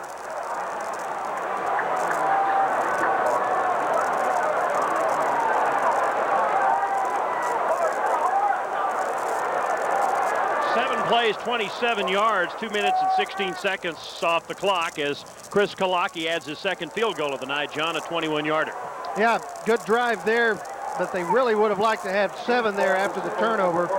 But 6-0 in the second quarter, that's not a bad position to be in. A lot like the game last week. The Frogs started out slow, stuttered a little bit, but gave themselves time to kind of gather themselves and slowly take control of the ballgame. That's the good news. The bad news is they've sputtered a bit inside the red zone and would sure love to have a touchdown. But Chris Kalaki will come on to kick off for TCU. He's a redshirt freshman out of Austin St. Michael's, and he'll kick deep. Parker will take it at the 5. DeMond up the far side, 10, coming left 15, and knocked down and dropped. Big time at the 17-yard line. TCU's George Lane, a backup fullback, put the hammer on DeMond Parker, and the Sooners will start 83 yards away. Boy, great job there by Lane on the kickoff coverage, staying right in his lane, no pun intended. Goes right down, works his way through a block, and drops the boom on Parker. Man, what a hit by Lane. Every once in a while you get one of those where it's like almost like Mark McGuire hitting a baseball. Perfect stroke, perfect lick. And TCU sees the Sooners start from their own 18-yard line. Fletcher still the quarterback. He hands to Parker, coming left, runs into Schobel and Hunt, and Fuller, who come in to help out, along with Kyle Williams after a gain of a couple. 2nd down and 8 for Damon Parker, who has not had much of a first half so far. We'll get his numbers for you in a moment. He has 6 carries, 5 yards. Is that right for Damon Parker? Sounds like Darren Davis's numbers last week in the second half. And then he had a huge day today for Iowa State at Iowa. Now Parker's capable of exploding, so you certainly have to knock on wood when you say that. 2nd down and 8 from the 20. I formation. Luttrell the fullback. Fletcher option right. Will Fletcher keep it? He will and has a hole past Phipps and a big hole, and he may be gone. Fletcher with nobody in front of him. They'll try to catch him at the 30 and finally get him at the 22-yard line. Curtis Fuller makes a touchdown-saving tackle. If that were Jamel Holloway from, 15 years ago, he's gone. But Fletcher ran it to perfection. I mean, that was a great-looking option by Fletcher, who looked him off, John, and kept it for 58 yards and a first down at the Frog 22-yard line. Sure did, working it right down the line, worked it perfectly, got outside, then cut it back, and that's the beauty of the option. You don't have to block everybody, just create a little bit of a seam or a zone, and he's off to the races. God, he almost looks like James Street running, a little bitty white guy playing quarterback with the number 16 on his shirt. Well, Oklahoma fans would prefer you say Steve Davis or Jack Mildren, I guess. So it's right. Dean Blevins. Or Dean Blevins at the 22-yard line. Stacked I formation, and they hand off to Luttrell, who's hit and dropped. No gain. Schobel crashing in from his defensive end spot to make the tackle on Seth Luttrell, the fullback, after maybe a short gain on the play with 6:40 left to go here in the second quarter, and TCU leading the Sooners 6-0. And I'm looking at Fletcher on that play. I guess when he got tackled, he may have gotten an ankle twisted. He's kind of hobbling around out there on the 30-yard line. I watched him get up from the play, and then this last play, he's kind of dragging a leg. The Frogs need to step it up. They've done well defensively so far tonight. It's Kaba wide to the right side, Blocker wide left. No tight end. Stack I again behind Fletcher on 2nd down and about 10. Fletcher runs the option. This time he'll duck it and run himself and maybe gets a yard. That time the Frogs string it out, play their positions well, and Joe Phipps, the linebacker, makes the tackle. You've got to play the assignment football, John, and that time they did, and Joe Phipps, the shadow on the quarterback, made the play. Well, Phipps, a senior, he's had a good career. He had 12 tackles last week against Iowa State.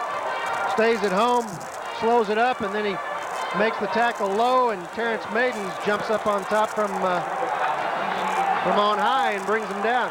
About halfway between a rain and a drizzle here. It's 3rd down and 10 at the 22. Moving right to left. Sooners stack I on a 3rd and long. Blitz coming. Fletcher lofts it toward the end zone, and Jackson, it's tipped and almost intercepted. Knocked away by Greg Walls, who had outstanding coverage on Jackson for Oklahoma at the 5-yard line. It'll be 4th down. Perfect coverage. Inside hip. He's got his head back, shoulders turned toward the ball. Almost makes an interception.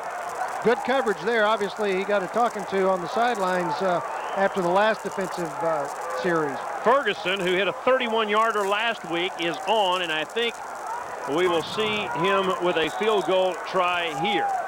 Yep, that'll be it. Sills to hold, and it'll be a 39-yard, right at a 40-yard field goal try into a swirling wind, John. This won't be easy. Far hash mark.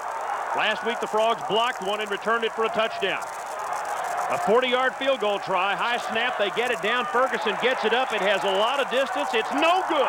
It faded off wide right, and the Frogs have held and still lead the game 6-0. And listen to the ovation by the TCU fans. Boy, this defense has got to be getting more and more and more confident. They continue to make big plays and make stands and hunker down after a long run that time by Fletcher and hold Oklahoma scoreless on a missed field goal. They did what? Hunker down. Hunker down.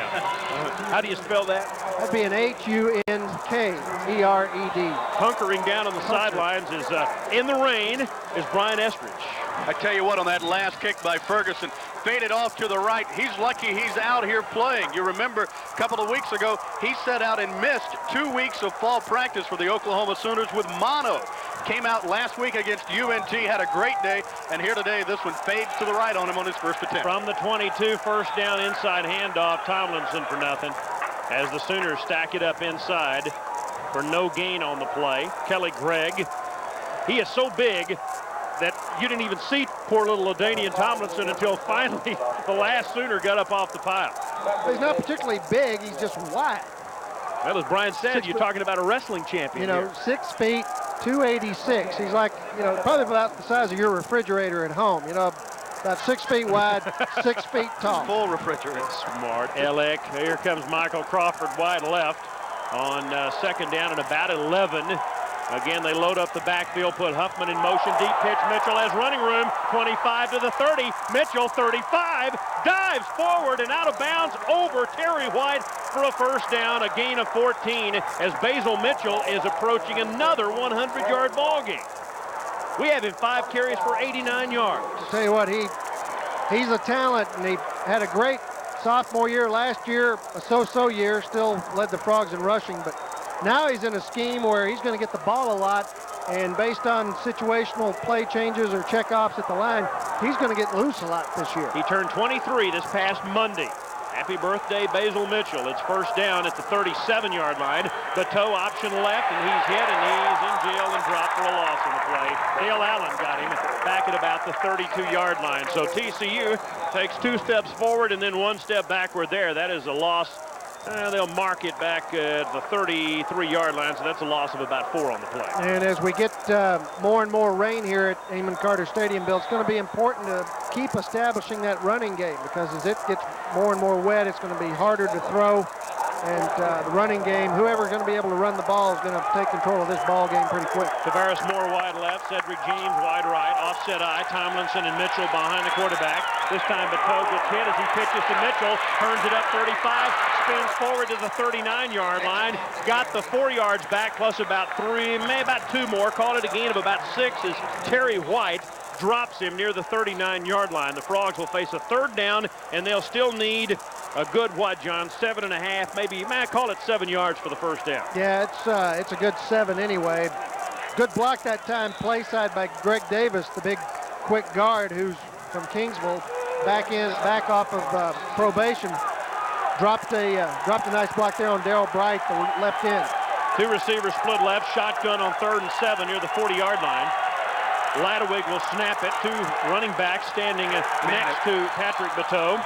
Long count for Patrick, and he steps up and delivers up the near side, overthrows Tavares Moore at about the 49-yard line, hit hard by Mike Woods, and TCU will have to punt it with 3:06 left to go in the second quarter. Yeah, little out pattern that time, a little bit overthrown. Tavares had 2 hands on it.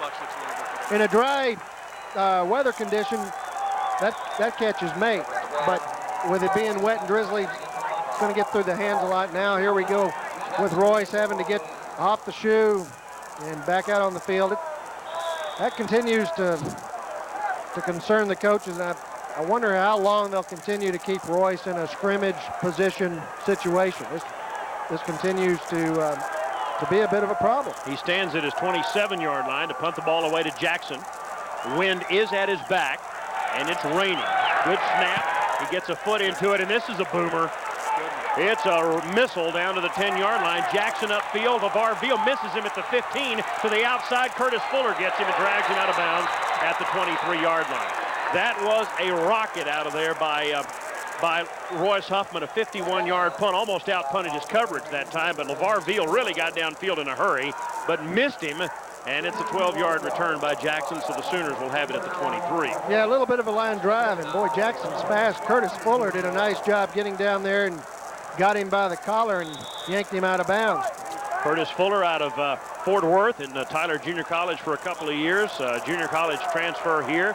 Stepped right in, starting for the Frogs. Fletcher, the quarterback from the 23, I formation behind him. Hands off, this is the fullback, and he scoots forward to the 29, Carson Fields, who carried in an earlier series for 5 yards on the play. London Dunlap makes the tackle, 2nd and 5 with 2:40 to go. Brian, raining any harder now? You might say that. Yeah, it's starting to pick up a little bit down here on the previous punt by Royce Huffman. You're right, LeVar Veal had a great shot at him, didn't wrap up, just tried to knock him down with his arms inside. If he'd have wrapped him up, they'd have stopped him at the 13-yard line. 2nd down from the 28-yard line, 2nd and 5, I formation, 2-step drop. Fields in trouble, and Worthen gets him.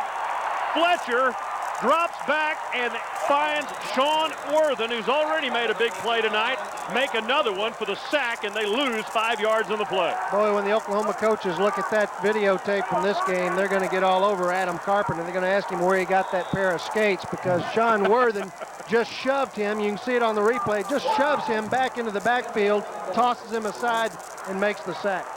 Big play there. Worthen, again, just a young guy, weighs 300 pounds, just a sophomore out of San Antonio. 3rd down and 11 from the shotgun. It's Fletcher again. Low snap. Here comes Dunlap. He has to step up, delivers upfield, intercepted. Joe Phipps at the 40. Phipps to the 35. Hurdles a tackler to the 30, inside the 30, and run out of bounds at the 29-yard line. The pass badly underthrown, and Joe Phipps, who picked one off last week, has his second one of the season. Smoking Joe Phipps. He and Reggie Hunter 2 for 2 now on interceptions. Good play there, and give credit to J.W. Wilson and Sean Worthen again. They were pushing the pocket back into Fletcher's face, and they pressured him and made him throw off his back foot. Bad throw. Phipps says bingo, and he's on his way back the other way. Frogs had what, Brian? 3 guys around that pass, too. Bunch of purple shirts, or black shirts, I should say, around the football. Great coverage by TCU, but you're right. The difference was made up front. Adam Carpenter, John mentioned the fact he was on skates. They must be size 18. That's his shoe size. And from the 29, the Frogs have a chance here. Late for second quarter rollout. Bateau looking downfield. He'll throw the ball for Tavares Moore, who couldn't hold it at the 1-yard line with 1:29 left to play in the first half. He was there, but the ball just off his fingertips. Corey Ivy in coverage for the Sooners. Oh, good route that time by Tavares, going right at the flag. And you got to like the call. Dennis Franchione going for the throat on the first play. And Bateau's impressive. He's putting the ball on the money. He's throwing the ball a lot better than we've seen through fall practice or last week. And again, 4 of 11 last week. He had one drop. Today he's 2 of 8 for 17. But he's getting closer, and here is a shotgun play, 2nd down. They need to at least get a field goal out of this. Ladewig will snap it. Mitchell standing back there, and he may be changing the play. Says something to Mitchell. It's really raining. He steps up, throws, and it's in and out of the hands of Tavares Moore at the 22-yard line as he drills him along the far sideline. And again, John, you got to wonder just how much of a factor wet football is there, but Moore had that in his hands and couldn't bring it down. Well, good coverage on the play that time, too, but it's going to get only more difficult to catch and hang on to the football as this rain continues now, kind of coming down in sheets as we see it pass through the lights. It's going to get more and more difficult as the night goes on. 3rd down. It's good old Texas horizontal rain. It's blowing from the north, almost blowing horizontal as we look out of the press box. 3rd and 10. 2 receivers split left, far hash mark. And back to throw Bateau. Not quarterback draw. Patrick, they're not fooled this time to the 26. Brian, if they try a field goal here, it'll be a 44-yarder or something close to that. I don't know whether. I think Kalaki's got the leg. Question is, will they try it? Well, I tell you what, the weather's going to play a big key in that decision. You got to believe, Bill. We've seen a couple of receivers now downfield, slipping and falling down. The turf is holding up pretty well, but in this rain, you might be better off going for it. And let's see if Coach Fran's going to think about it. It looks like he's going for it. Well, they had Kalaki standing out there for a moment, and then they pull him back. Well, I think what you're going to see is they're going to run the clock down to about 5 seconds on the play clock and then call a timeout and think about it. Yep. Boy, 9-0 would look big, too. Instead of 6-0, that would put them a touchdown plus ahead. And now they will call a timeout with 38 seconds left, and we'll take it with them. Frogs lead the Sooners 6-0. We're back after this timeout.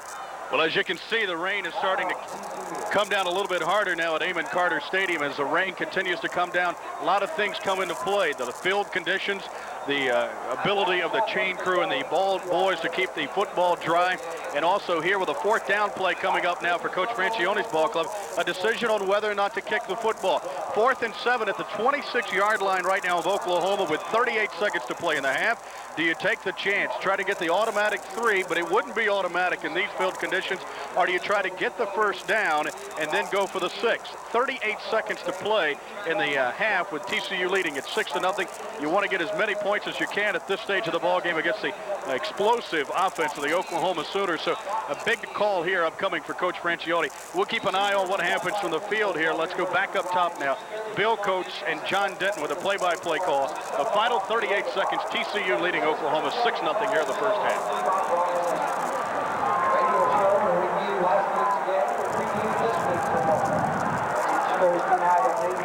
Following the timeout, the Frogs bring Chris Kalaki back out to try a 44-yard field goal. A driving rain at his back along with the wind. Ball near the middle of the field. Edmondson to snap it to Dover, who has to hang on to it here, and the Frogs up 6-0. 44-yard field goal try coming.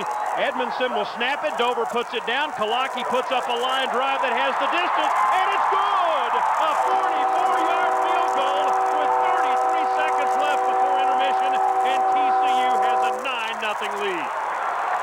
Michael Reeder, of course, John, had a brilliant career at TCU, and one of the big questions going into the season, who replaces him? Well, they had two fine young kickers, Chris Kalaki and Joey Basadi. Kalaki wins the field goal job, and so far he has been A-OK tonight. Boy, nice kick, too, and in a pressure situation, it doesn't make it any easier that the wind's blowing and it's rainy. Give credit to Dover that time, because I'll tell you what, having been a holder, I can tell you that spiraling ball is hard to hang on to, especially when it's coming out low like that. Good hold by Dover and a good line drive kick. He might have missed it way right or way left, but it wasn't going to be short. He had plenty of leg.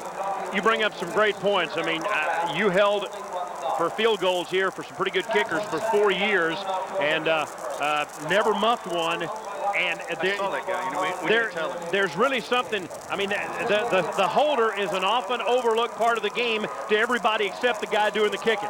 Yep, and the kicker, if he's got the guy that he's got confidence in holding the football, he doesn't need anything else. All he's got to do is wait out of the corner of his eye and see the snap. But boy, big kick there, and 9-0 as the weather continues to deteriorate. Looks really good. And Joe Phipps intercepted that pass at the 29-yard line to set it up. It was a 4-play, 3-yard drive, and TCU kicks a 44-yard field goal with 33 seconds left before intermission, and now the Sooners will take the football again. And you start to look at the recipe we're looking at here. Strong defense. He drives the ball along, drives it along the ground. It's picked up on the bounce by Oklahoma, and they're going upfield to the 45. The ball's loose. The ball is loose, and TCU may have it at the 47.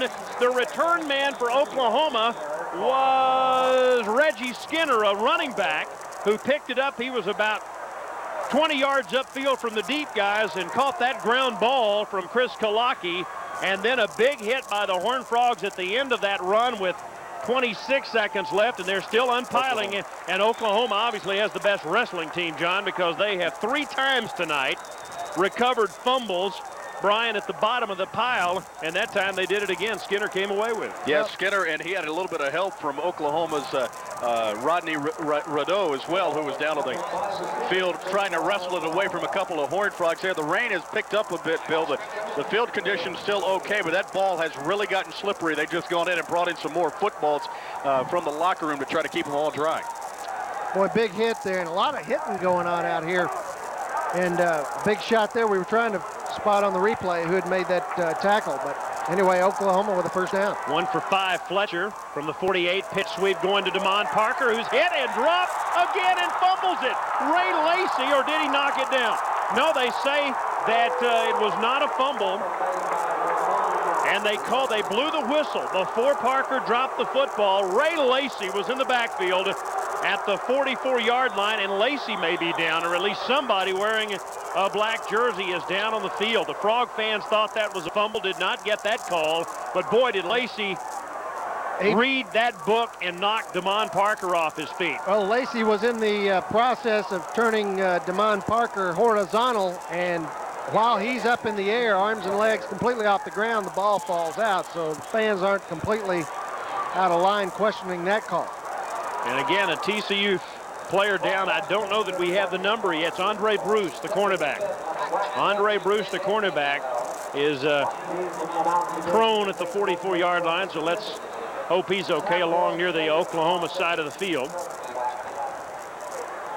They're helping him to his feet here, and again, Andre, a starter in that defensive backfield for TCU, and a guy they can still afford to have banged up. Damon Parker, 7 carries for 1 yard, unofficially. much like Darren Davis in the second half last week, but 7 carries for 1 yard so far in the first half for Damon Parker. Andre Bruce is up, Brian, and looks to be okay as he walks to the near side. Yeah, he does look like he's okay. The one question mark, though, is Robert Wallace, the right guard. We'll get an update on him in just a second. He has left to go to the locker room for the final 4 seconds of the first half with an ice pack on the back of his neck. We'll try to get an update for you. What do you call a rain when it's going like north-south and blowing across the screen? That's vertical, isn't it? I think that's a vertical rain, or is it horizontal? That's horizontal. Horizontal. That's the end of the first half. They start the clock back up, and fellas, not a bad first half for the Horned Frogs. Brian, they probably are all smiles as they head to the locker room. No question, they're all smiles. We'll try to get an update on some of the injury situation as well. But if you look at this first half, the offense at times powerful and explosive, sputtered a little bit in the red zone, defensively pitching a shutout. What else could you ask for? All right, so we've reached intermission here in the home opener at Amon Carter Stadium. TCU leading Oklahoma 9-0. It's a thin line between newborn and stillborn, full term and premature, between healthy and sick. If you're pregnant or think you are, getting prenatal care early is the most important step you can take. Don't put your baby's health on the line. Take care of yourself so you can take care of your baby. Find out now about getting prenatal care. Call 1-800-311-2229. Your parents are always bugging you to get out of the house and get some exercise. But you've got your own way of doing things. You're your own person. You don't need to follow the crowd or the rules. And the last people you want to be like are your parents. Johnny, tell them what they want. This is Community Cable Television, tuned in to Fort Worth.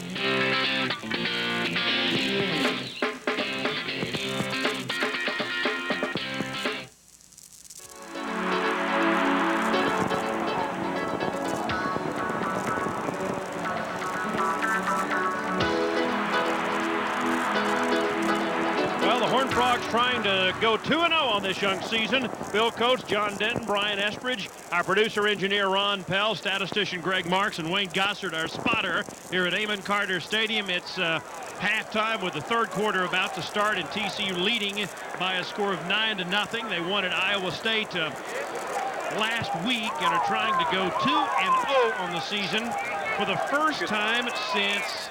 Well, I'm looking all the way back, I guess, to 1991, the last time the Horned Frogs started off a season at 2-0, and they're 30 minutes away from doing that.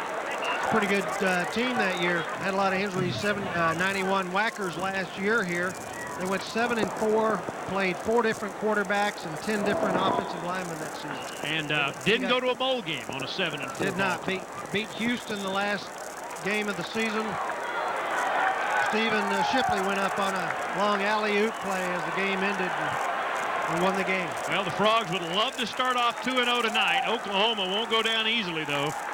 They're a proud team with a proud tradition that has fallen on at least moderately hard times in recent years. They've had back-to-back losing seasons for the first time since the 1920s. 4-8 a year ago, 3-8 in John Blake's first year. He's the second youngest coach in college football at 32 years of age. And, of course, Dennis Franchione in his second game as the Horned Frog coach, first at home, and a 9-0 shutout lead as Chris Kalaki prepares to kick it off. Damon Parker and Michael Thornton are back deep for the Sooners. They will have the football first. They're in their road white uniforms with the crimson helmets. TCU purple pants and helmets, black jerseys. Kickoff will take Parker 3 yards deep, and he'll run it out. 10, upfield 15. He's hit at the 15, falls forward to the 20, and out near the 22-yard line where the Sooners will start first down and 10. Cedric James downfield along with London Dunlap on the play. And so Oklahoma will start first down and 10. Brandon Daniels has a bruised shoulder. He was the scheduled starting quarterback, and he would be playing tonight were it not for that bruised shoulder. But instead, sophomore walk-on Patrick Fletcher continues to be the Oklahoma quarterback. He struggled some in the first half, did have a long run from scrimmage, and they open in a stack eye against the TCU 4-2-5 defensive look here. And on first down, the handoff to the deep back. Parker, and J.W. Wilson knocks him down for a 1-yard gain. Parker had big problems in the first half, and that time J.W. Wilson, the junior out of Fort Worth Trinity Valley, makes the play, 2nd down 9. Well, they come out in a 2 tight just like they did in the first half, Bill. They run the power there, just jam it straight ahead, and J.W. on a slant there gets in and hog ties him right at the line of scrimmage. They give him a gain of 1. You know, we talked about the wishbone. Really, Oklahoma hasn't used the old traditional wishbone yet tonight. Now, they line up in a 3 running back set, but they stack them back to back to back again on 2nd and 9. Handoff inside. This time it is Bayless, Johnny Bayless for 2 more, and that's all. And J.W. Wilson again, and then a penalty flag flies. I think you're going to see a personal foul against the tight end for Oklahoma. Jason Freeman, the tight end. Yakking it up back there with Andre Bruce. And that would really hurt Oklahoma. And that is indeed going to be a personal foul against Oklahoma. And, John, you got to wonder what they're thinking. They had it 2nd and 9 at the 24, and now they're going to have it 2nd and, what, way back inside the 20-yard line, inside the 15 following this penalty. Let's get the official's call here. Well, that's big early in the second half. Yep, that will be personal foul, and that will mark the ball all the way back to what, about the 12.5-yard line, near the 13, and make it 2nd down in a bunch. Well, you know, you go in at the half, you want to make adjustments, you want to come out fresh and try some of your adjustments and get a good start to the second half, and this is not the way to do it right here. 7 penalties, 45 yards for the Sooners. 2nd down, and make that 3rd down. 2nd down, 19. Back near the 13-yard line. Stack guy again. Wide splits by the defensive line, and the handoff. This is Reggie Skinner. He gets out of trouble in the backfield and falls forward to the 22. Gets back to the original line of scrimmage, and another penalty flag down. This time the hanky is at about the 9-yard line. Came out of the backfield. The referee threw it. Got a face mask penalty. So that will be against TCU. Now again, the Sooners got it back, but they will got the yardage back that they lost on the last penalty, but they will save the down here and take the face mask, plus a 15-yard walk-off to boot. So now instead of 2nd and 19, they get all of that back, plus 4 more, and make it 2nd down, and we're looking at about a 6-yard need here for the Sooners at the 26-yard line. They need to get to the 32. Shotgun for Fletcher, 2 receivers split left. Parker in the backfield. Let's see, TCU will rush 4. Fletcher throws near side. It's caught by Jackson. Jackson upfield in traffic, 1st down at the 34. That's a little slant pass to Jackson, who turns inside before Cam Hunt, the defensive end, brings him down, and the Sooners have a 1st down, and their fans respond to it. Well, they take Jackson, the flanker, and actually split him out way wide. He's the split in on that play. They run the little flanker screen like we've seen out of the run and shoot a la Houston Cougars.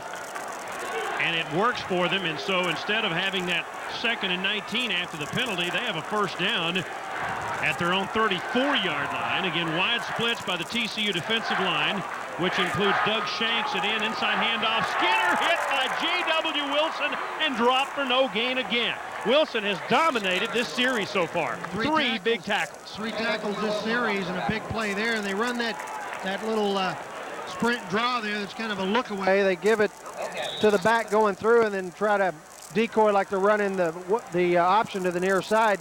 JW sniffs it out. You've got about 2nd and 10. A junior out of Claremore, Oklahoma, Reggie Skinner, who played 8-man football, got hit by about 3 men that time. 2nd down and about 9.5 near the 34-yard line. They send Bayless in motion and fumble the ball, and Fletcher falls on it, loses 2.5 back to the 31-yard line.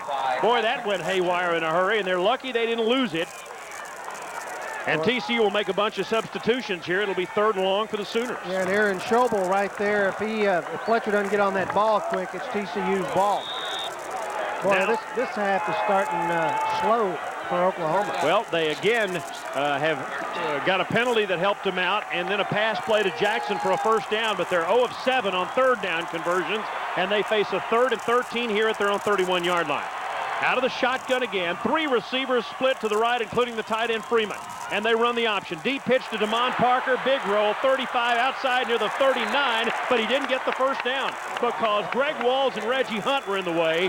And again, that started out like DeMond Parker, John, was going to have a lot more running room than he did. But the pursuit caught him, and the Sooners will be forced to punt. Yeah, run that quick pitch off the option to the short side. It did look like, kind of looked like a play TCU ran against Iowa State last week with that deep pitch, but it went nowhere. Good open field tackle there by Walls. And Ferguson back at the 25-yard line. We'll get Brian Estridge back with us here in just a moment as Ferguson punts again into the wind. Frogs will try to set up a return on a spinner to Huffman at the 24. Back up field, cuts right, now left, now back right, and runs into a wall at the 28-yard line. Knocked down by Terry White. The Frogs will start first down after a 38-yard punt and a 5-yard return. Brian, it's stopped raining for the moment, hasn't it? Yeah, it has. The weather conditions have cleared up a bit here at Amon Carter Stadium. You know, one of the things you and John have talked about on several occasions has been the play of J.W. Wilson. J-Dub, as his players call him, as his teammates call him. He increased his bench and his squat total by 135 pounds in the offseason, paying off here early on. Yeah, making a big contribution last week and now again this week. And now the Frogs run the eye. 2 receivers split right, near hash mark, moving left to right from the 28-yard line with Bateau under center. Bateau hands off Tomlinson through a gap, squirts forward, hard to tackle. He has 8 yards to the 37 for TCU before Terry White brings him down. Boy, and he was just a half a step away from breaking that. Good surge that time by the offensive line. And again, you've got a tasty little snack here for Dan Dodd. He's got 2nd and 2. Second down with 10:50 and counting here in the third quarter. A 9-0 TCU lead. They want more. Tavares Moore wide to the left side. High formation, double tight end on a 2nd down and 2 near the 37-yard line. Tomlinson and Mitchell behind Bateau, who hands off to Basil, and Kelly Gregg is there to meet him in the backfield, and they'll face a 3rd down and 2 as Mitchell gets nothing out of that play. And the big all-conference former wrestler from Edmond, Oklahoma, Brian, made a heck of a play. You're right, Bill. He made a great play. Then he turned to the Oklahoma crowd, gave him the old Incredible Hulk signal, if you would. Trailing 9-0. I'm not so sure if that's good timing or not. John, they're 1 for 8 on 3rd downs. They have a big one here. Need a big, and this is a good situation to get it. 3rd and 2. Not a long way to go. Cedric James wide left, wide right Moore. I formation on 3rd and 2. Handoff, Bateau, pitch, sweep, going left. Mitchell should have room. No, what a play by Terry White, who caught him. I thought for a moment Mitchell had the play easily, and then White was not faked out at all and did a nice job to string it out. Now, Mitchell still may have the needed yardage for the first down, and there's a penalty flag down, and it may be against the Sooners. Brian, what do you see down there? I'll tell you what happened is Kelly Gregg, we talked about him, he leveled Patrick Bateau after he pitched the football. That's going to bring up a personal foul here. Wow. Is that a big break or not? The Sooner fans don't like it. Mitchell, I think, would have had the first down anyway. Barely enough, even though White made an outstanding play. But who cares? They're going to walk off 15 and take it across midfield. Well, what happened on the play was it was going away from Gregg. As Gregg pursued the play, Bateau just happened to be in his way. He leveled him as he went by. He didn't come into him as the pitch was made. So they called a penalty, and Frogs have got a new tank of gas at the OU 46. And here we go. B.J. Roberts is in there. He became only the 3rd player, true freshman in history to start last week at tight end, and he's in there now. Out of Burke Burnett, double tight end. 1 running back and 2 receivers at the Oklahoma 46-yard line in the third quarter. Bateau, play action fake. He's looking downfield, now tucks it, and is hit and dropped at midfield and loses yardage. Sometimes, as Ryan Fisher makes the tackle, we talked about this last week, John, Patrick may be a little too quick to tuck it and run. That time, perhaps he would have been well advised to hang in there and to see what was available downfield, but he never gave himself a chance. Yeah, he dropped back in the pocket, starts to get happy feet. Just the minute he starts to feel a little bit of pressure and tries to run out of there and gets hogtied by Ryan Fisher. 2nd down 14, and the ball is at midfield. And again, TCU has done well kicking 3 field goals, but they really need to get 7 here. That would be huge with 8:45 to go. 2nd and 14 at the 50, offset eye. And a double tight end with 1 receiver more in motion. Bateau back to throw again. Here comes the blitz. He's flushed out of the pocket, throws downfield looking for Ilian and overthrows him at the 20-yard line. Brian, he had a guy wide open on the other side of the field, didn't he? LaDainian Tomlinson was actually wide open in the flat right in front of him, right in front of the TCU bench. Had enough for the first down. Patrick never saw him, tried to go to the tight end Healy, as you mentioned, for all the marbles and couldn't get it to him. So with 8.5 left, John, they face a 3rd down and 14. It looks like they're sending in the reserves here to try to make something happen through the air. Well, they're going to load up. They got Cedric Stevens and Mike Scarborough, and they got Royce Huffman in the game too. They go into a 3-4 wide receiver set now. And out of the shotgun, Bateau on 3rd and 14 from the 50. Ladewig will center. Mitchell is standing back there beside him. 2 receivers split each way. And he drops back, and now he wants to run with it, and he will be hit and loses 2 more.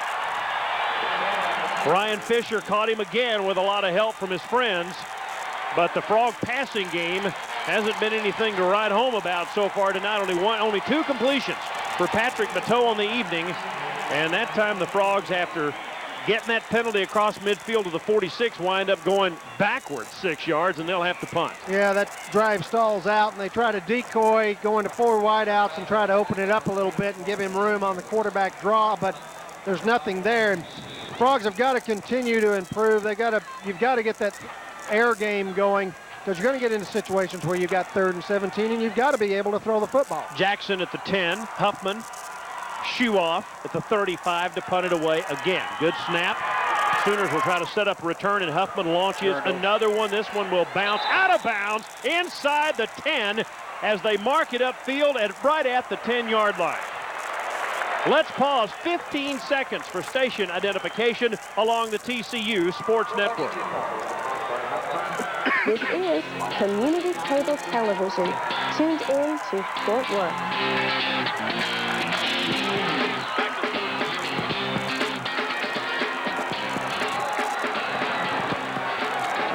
It's an ID.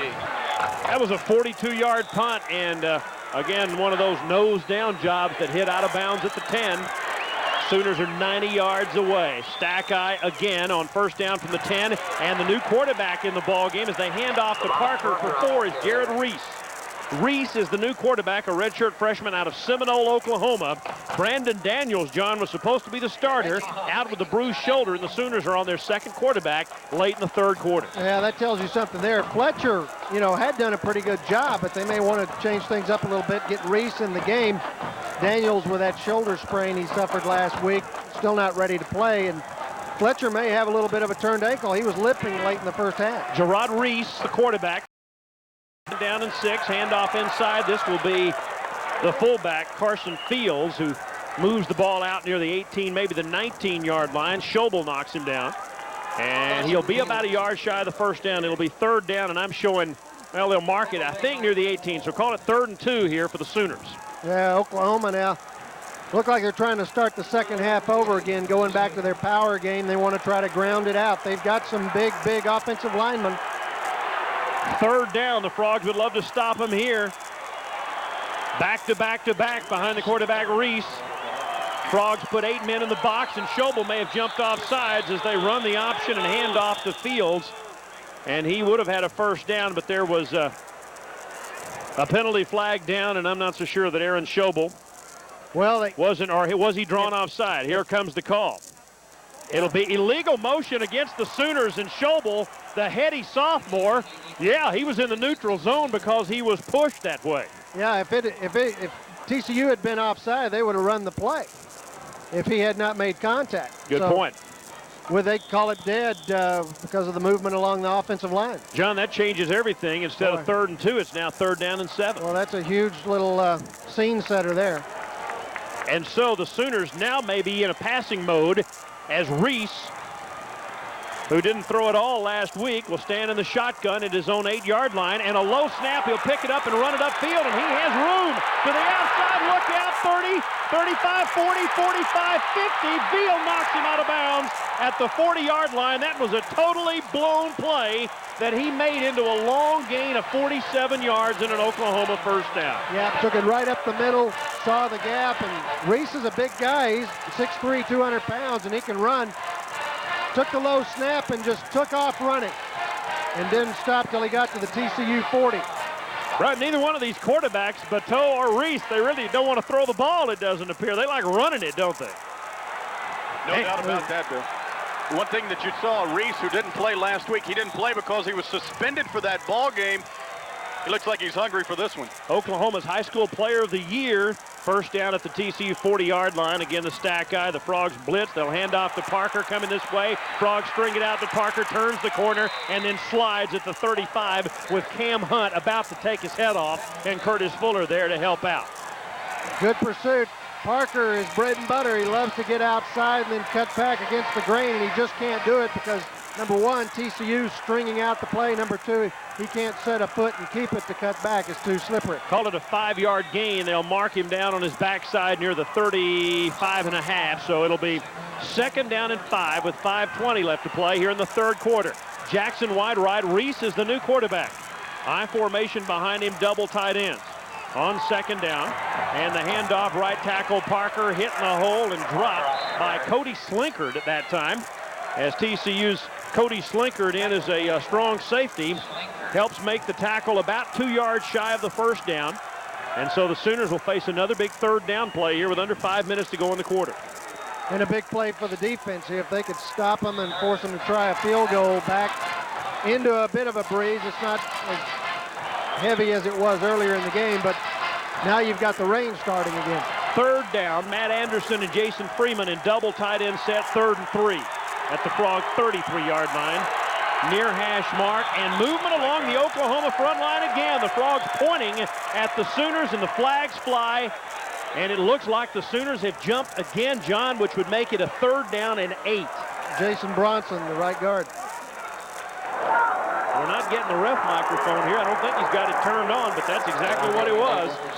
It was illegal motion, and so that is their 10th penalty, John, 70 yards. I'll tell you what, that's a lot of penalties for a football team, the 2nd game of the season. Normally you'd see this first game, but boy, that's quite a few tonight. A lot of jumping along the offensive line. Jackson split wide to the right side along with Eric Moore, former quarterback here on 3rd down and 8 from the shotgun. Watch out, Reese and Parker can both run. Reese fumbles the snap and falls on it, this time back at the 42 and out of field goal range.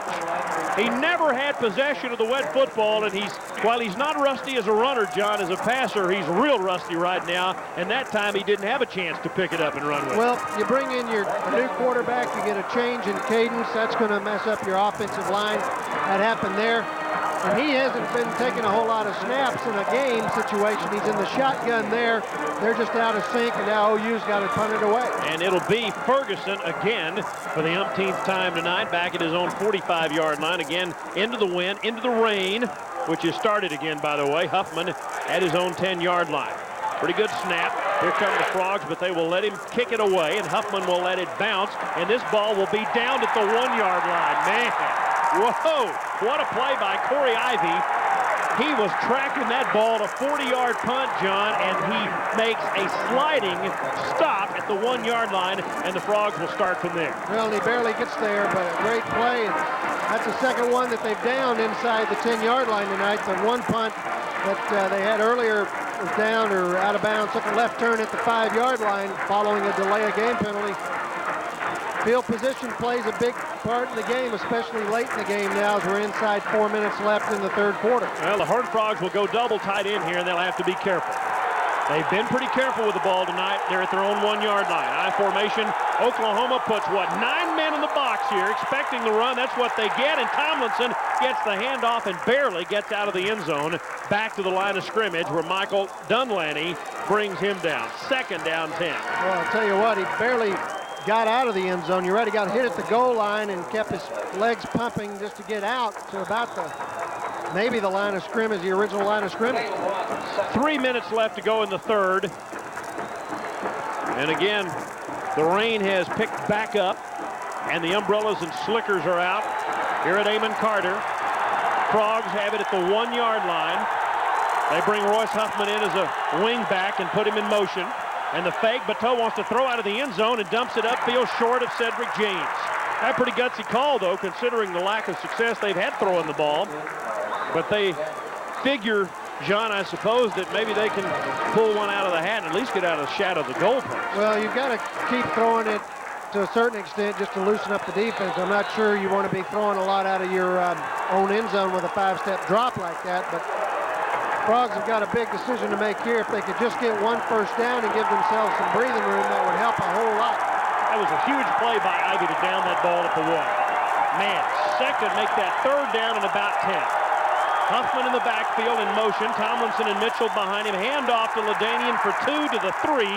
And Huffman will have to punt from the back of the end zone as Frank Romero, who is now in the ball game, makes the tackle.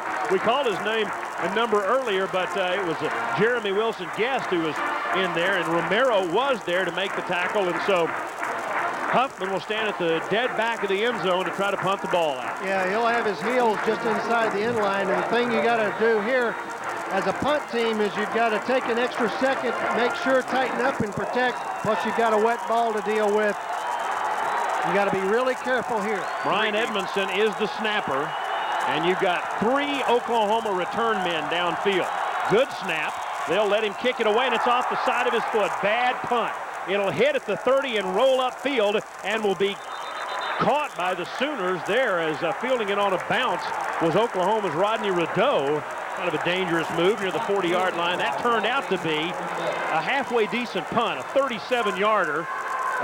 Considering how ugly it looked when it came out of there, it took a bounce, Brian Estridge, and did go upfield for the Frogs. We did get a break there. You know, we heard John Denton on the plane ride back from Iowa State mention that the one thing that Royce has got to do is he's got to take a practice swing, does the punter Royce Huffman. He hadn't done it here tonight. It may be helpful, John. At the 40, Oklahoma's Gerard Reese, the quarterback, stack eye behind him, and somebody jumped. Fields, the fullback, I saw him do it about a half a count too soon, and that's the 11th penalty against Oklahoma. It'll take him back to the 45-yard line. Well, I'll tell you what, with all these motion penalties, they may be going back to the wishbone. We haven't seen a lot of it tonight, but a 3-back set. Start of the snap, false start, offense, still first down. That's Claire Gausman. He's talked so much tonight, he may have laryngitis before the evening. He's talked almost as much as you have. But you go back to Oklahoma going back to the ground game 3-back set or whatnot. I mean, the last 10 minutes, this has looked like this is a whole new offensive set for this team. Boy Leroy, how'd he do? And so that'll make it 1st and 15. 9-0. The Frogs lead the Sooners. Chris Kalaki has 3 field goals, all in the first half. 1:45 left to go in the scoreless third quarter. 9-0 Frogs. Stack guy, Reese to throw. He lobs the ball out to Jarrell Jackson. He makes the catch and drags the tackler inside the 30 down to the 26. That's a first down. Barry Browning makes the tackle after a 19-yard gain, and that's a pretty good-looking play. That's Reese's first completion. Yeah, they get him where they've got Browning positioned outside, and he runs a little slant just inside of him, and boom, he gets into the seam there, and nice little pickup where the defense has got to stiffen right here. At the 27, 1.5 minutes left to go in the third. And the Sooners have it at TCU's 27. Far side to short side, moving right to left. Handoff, Parker, cut back. Fitz gets him around the ankle at the 24, near the 23-yard line after a gain of 4.5 for Damon Parker. So make it second down and about 6. Next snap will come with under a minute to go in the third quarter. On a night when, while not quite capacity, I'd say a crowd, John, in the high 30s here at Amon Carter tonight, at least. Yeah, at least they sold quite a few tickets late week in walk-ups. They were expecting somewhere around 40, 41,000, but... And may have that paid. 38-5-92. 38-5-92, we're told now, and a pitch on second down to Parker. Parker in trouble and tracked down and thrown down by J.W. Wilson. Again, though, not just J.W.'s play there. He got credit for the tackle, but, John, they had it strung out well, and with 30 seconds left in the third, Sooners face another 3rd and long. Sure, and a big play there, a loss of 2 by Parker on that run, and, the defense doing a good job stringing it out, but they've got to watch the quick pass. Obviously, we've seen that Reese can throw the ball now a little bit. I think you're going to see the offense is taking a little, a few more chances here late in the game trying to bust a big play. It's 3rd and about 7 with 6 seconds left to go before the end of the third quarter. Reese to throw. Reese sets himself, lobs one downfield off the fingertips of Jackson on the slant at the 12 with 1 second to go. Andre Bruce in coverage, and now another penalty down, and this may be another personal foul against the Sooners. I think that's what you're looking at on Jackson, doing a lot of talking after the play. I think he wanted an interference call. That's the same play they ran 3 plays ago when they completed the pass on Barry Browning. Let's see what the call is. Slapped him in the helmet. Wow. It's personal foul against the Sooners. Brian, what are they thinking about? Well, I tell you what happened. I'm not so sure that was intentional, or it was intentional, but not in a negative way. As Jackson and the linebacker Joseph Phipps were talking downfield, they were just kind of jawing back and forth. Jackson gave him a slap to the helmet, almost to say good job, but nonetheless, he gets whistled for the flag. Personal foul on the offense, 15 yards, 4th down. And that takes them out of field goal range. Sure does. Boy, I'll tell you, you're going to build a program back. You got to have discipline, and we have not seen it tonight. Not to knock on OU or their program, but if they're going to get out of the 3-8, 4-8, 4-7 doldrums, they're going to have to clean it up on the, especially where the execution and the dead ball fouls are concerned. Final play of the 3rd quarter, it would appear, with 1 second left. Fletcher, who has knocked a couple out, one at the 5, another at the 1, will punt it again. He stands at his own 46-yard line with Huffman waiting down there. Long count. See if they try to draw the Frogs offside. TCU biting none of that right now, and it looks like they're going to let the play clock run down. They will. And they'll take another 5-yard penalty. And they will mark the ball back at the 45. Stay with us for the TCU wrap-up show following tonight's broadcast. We'll highlight today's Joe T. Garcia's assistant coach of the game. And Joe Dead ball, delay on the offense, 5 yards, still 4th down. Joe Tees will single out the position coach whose players provided Horned Frog fans with exciting play, and the assistant coach of the game will get dinner for 2 from Joe T. Garcia as a tradition for great Mexican food in Fort Worth since 1935. Here is Ferguson with 1 second left. He's back at his own 41-yard line, and a 45-yard punt now to look at if he's going to down it at the 1-yard line like he did the last time.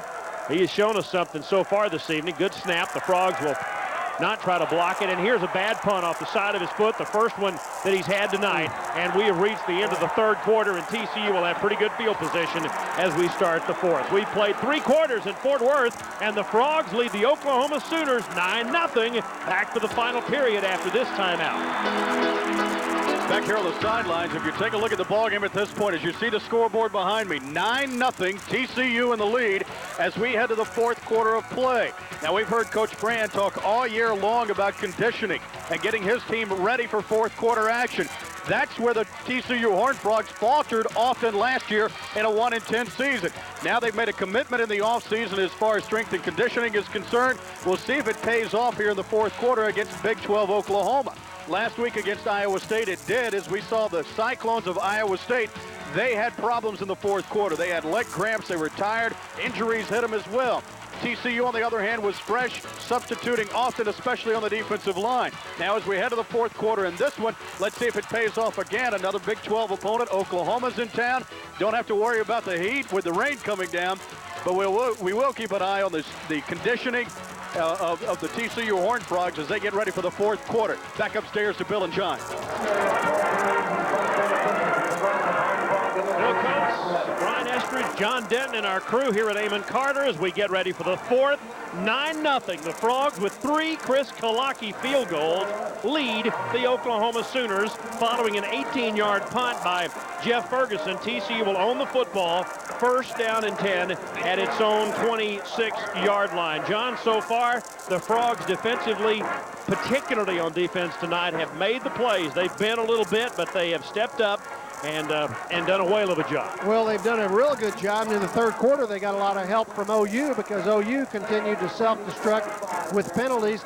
They had 3 personal fouls in the 3rd quarter alone. One of those, a drive-killing penalty about halfway through the quarter. The Frogs defensively, particularly on defense tonight, have made the plays. They've been a little bit, but they have stepped up and done a whale of a job. Well, they've done a real good job. And in the 3rd quarter, they got a lot of help from OU because OU continued to self-destruct with penalties. They had 3 personal fouls in the third quarter alone. One of those, a drive-killing penalty about halfway through the quarter, and then another one on Kelly Gregg on a roughing call on Pat Bateau. So they got all kinds of help out of OU in the fourth quarter. Now we're down to the last 15 minutes. Basil Mitchell, 8 carries, 97 yards unofficially. Bateau has 12 carries for 27, 2 of 11 passing for 17. The rushing numbers are good, not great. The passing numbers not good at all, but the Frogs have taken care of the football, and they have built a 9-0 lead that they will try to nurse to their second victory of the year. From the 26, I formation, Bateau option pitch. Here's Mitchell. He's at the 26, out to the 30-yard line as he manages to fall forward despite being hit twice, including Kelly Gregg, who finally makes the tackle near the out-of-bounds stripe. He should be at 100 yards now, which for the second week in a row would be a milestone for Basil Mitchell, the senior out of Mount Pleasant, Texas. 5'11", 192. It'll be a 3-yard gain, 2nd and 7. And that's a good run. A little speed option to the short side. They pitch it to him, and he just dances and pumps his legs down the sideline to get the 3 yards. Keithley, Milliken, Ladwig, Wallace, and Sanders, the starters, and they've had a lot of help from others tonight. And here on 2nd and 7, it's Bateau, and he is flushed and dropped by Delaney, who came in as a blitzing linebacker that time, sort of a delayed blitz, as he saw Bateau taking the option, and Patrick lights out that time back at the 28. He loses.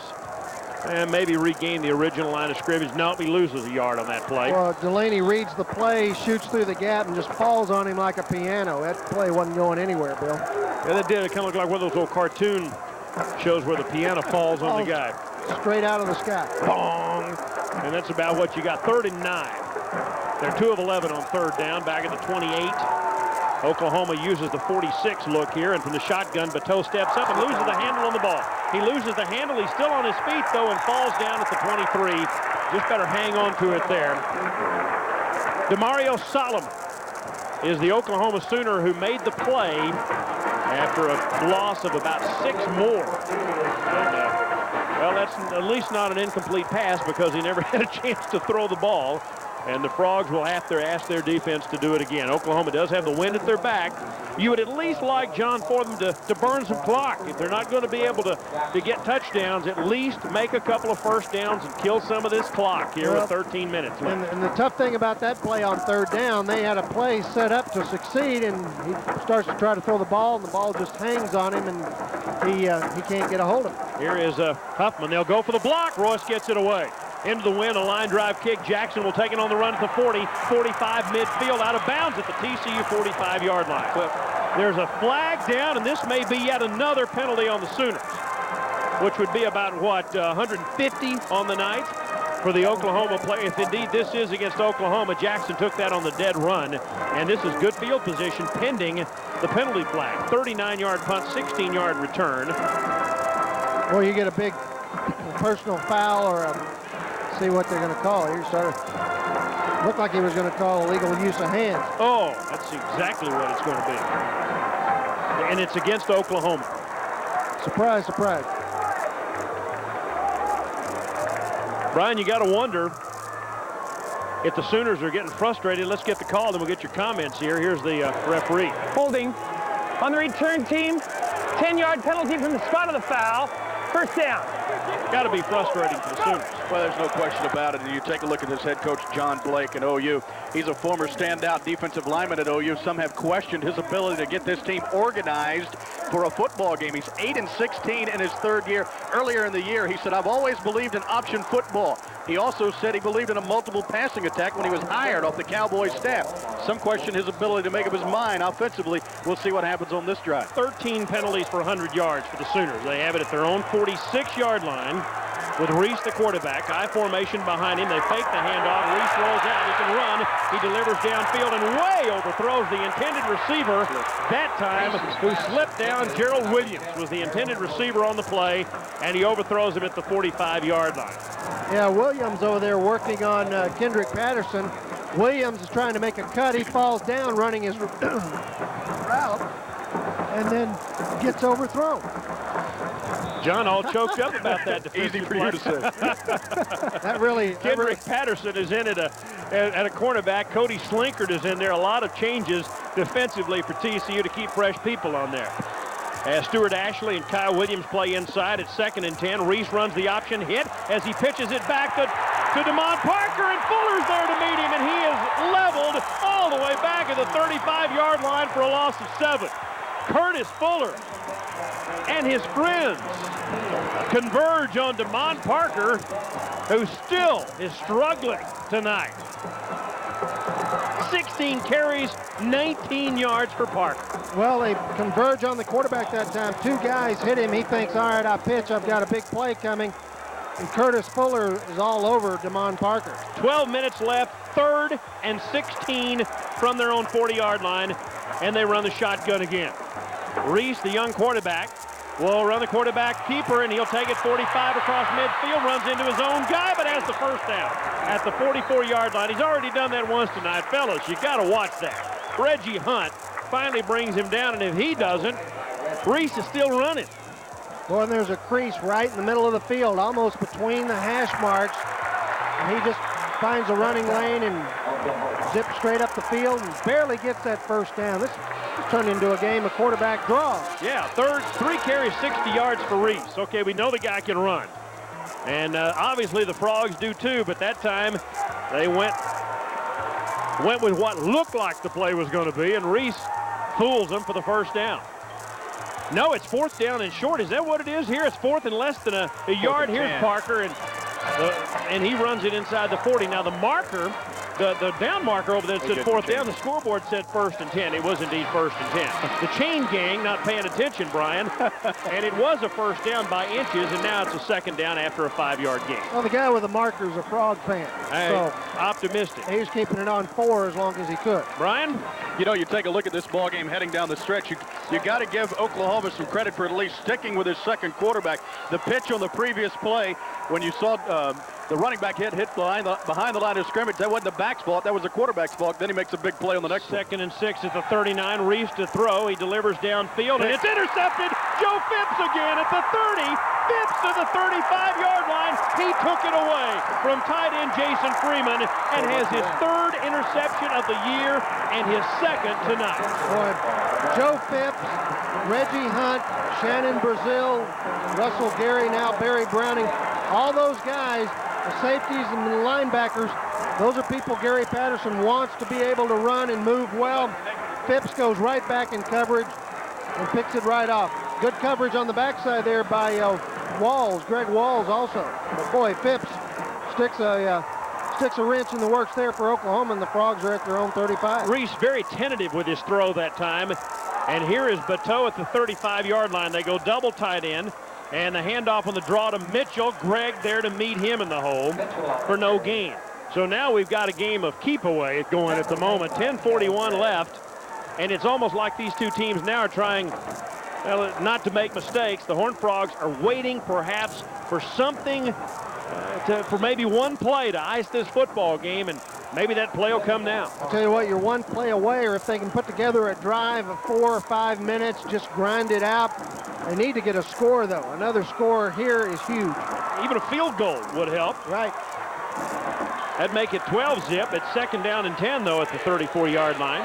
In motion, Tavares Moore, I formation. Bateau option, deep pitch. Here's Mitchell. They string Mitchell out. Mitchell's in big trouble, and he goes nowhere. He is knocked out at the 33 by Terry White. So Basil Mitchell had 100.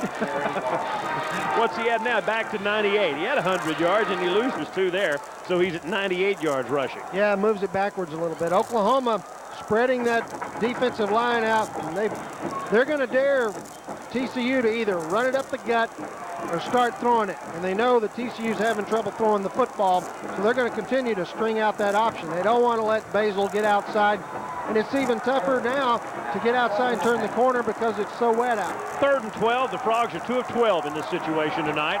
From the shotgun, Bateau again. He has only 2 completions tonight, and he will run the quarterback keeper again up the middle. He gets yardage, but not nearly enough, out to the 39-yard line. I mean, even I can see it up here. They're not trying to throw the ball right now. Gavin Joseph makes the tackle. Well, they're trying to get the same thing happen to them that OU has had happen with Reese, where you spread the field out with 4 wide receivers, see if you can get a gap and run for it. And that's what it's turning into. This is turning into an old-time football game right here. Keep it on the ground. But if they could just make a couple of first downs and at least eat 3 or 4 minutes off the clock before they punt. But right now it's 3 and out, 3 and out. And it was 3 and out there. And here's Royce Huffman to punt the ball at the 24-yard line. Again, he is punting into the wind. Oklahoma goes for the block. They almost got it. An end-over-end kick that will bounce at the 30, and Huffman will get the roll down to the 28-yard line. Brian, that was close. Pee Wee Woods was a guy that broke free for Oklahoma. Almost blocked the punt of Royce Huffman. In fact, that ball may have gone between his arms as he stretched out to try to block it. Now it's out of bounds, as you mentioned, at the 28-yard line. That's where the Sooners will start. 1st and 10. We're down to 9:23 to go. Pee Wee dove and just missed it. I mean, it was almost Pee Wee's Playhouse there, but not quite. Didn't go through his hands, but he was close, Brian. That's weak. 34-yard punt from the 28. It's Oklahoma's football. I formation. Reese has been the quarterback for the late 3rd and all of the 4th so far. He tries the option hit. Schobel gets him and drops him after a short gain and a fumble, and Cam Hunt has it. Question is, was Reese down? Reese being dragged down, coughed the football up after his knee touched, and Cam Hunt, who came up with it, not credited for a fumble recovery, but Schobel did get credit for the tackle on that play. They did gain yardage, but not a whole lot with 9 minutes left. Sean Worthen may be a little shaken up for TCU. Brian? Yeah, we'll try to get an update. It looks like they're looking at his left shoulder, Bill. We'll try to get an update from Ross Bailey, the head trainer, here in a second. Now, Sean has played a lot in the first half, but has been spelled a lot by Williams and Ashley in the second. Of course, J.W. Wilson. Right now, J.W. and Williams are in the middle with Schobel and Hunt, the defensive ends. And here's a 2nd down. He dumps the ball over the middle to Jackson. He runs into Brazil and Bruce and Hunt at the 33-yard line. He gets about a 5-yard gain on that play, but they've used that slant pretty well tonight. That time Jackson caught the ball and then ran into some black shirts. I'm off for a minute. And it'll be 3rd down and 6, the scoreboard says, with 8:15 left to go.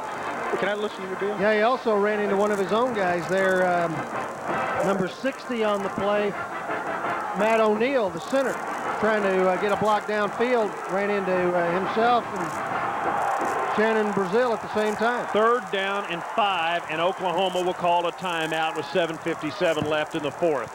They lead, TCU leads Oklahoma by a 9-0 count. We're back after this timeout.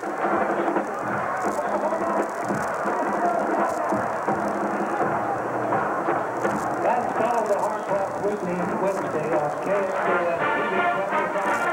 Is Community Cable Television, tuned in to Fort Worth.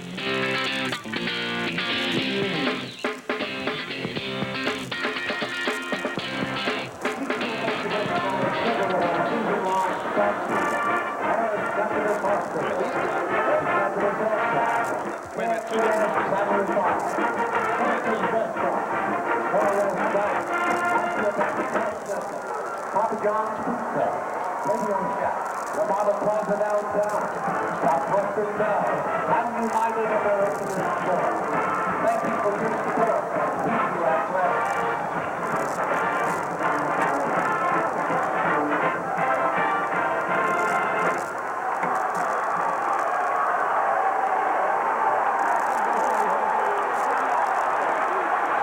.57 left in the 4th. 9-0 Horned Frogs lead Oklahoma. Sooners face a 3rd and 5 at their own 33-yard line. And the Horned Frog players along the sideline and on the field asked the fans to make a little noise here. And so let's see just exactly what they get. Reese is the Oklahoma quarterback after Fletcher was lifted.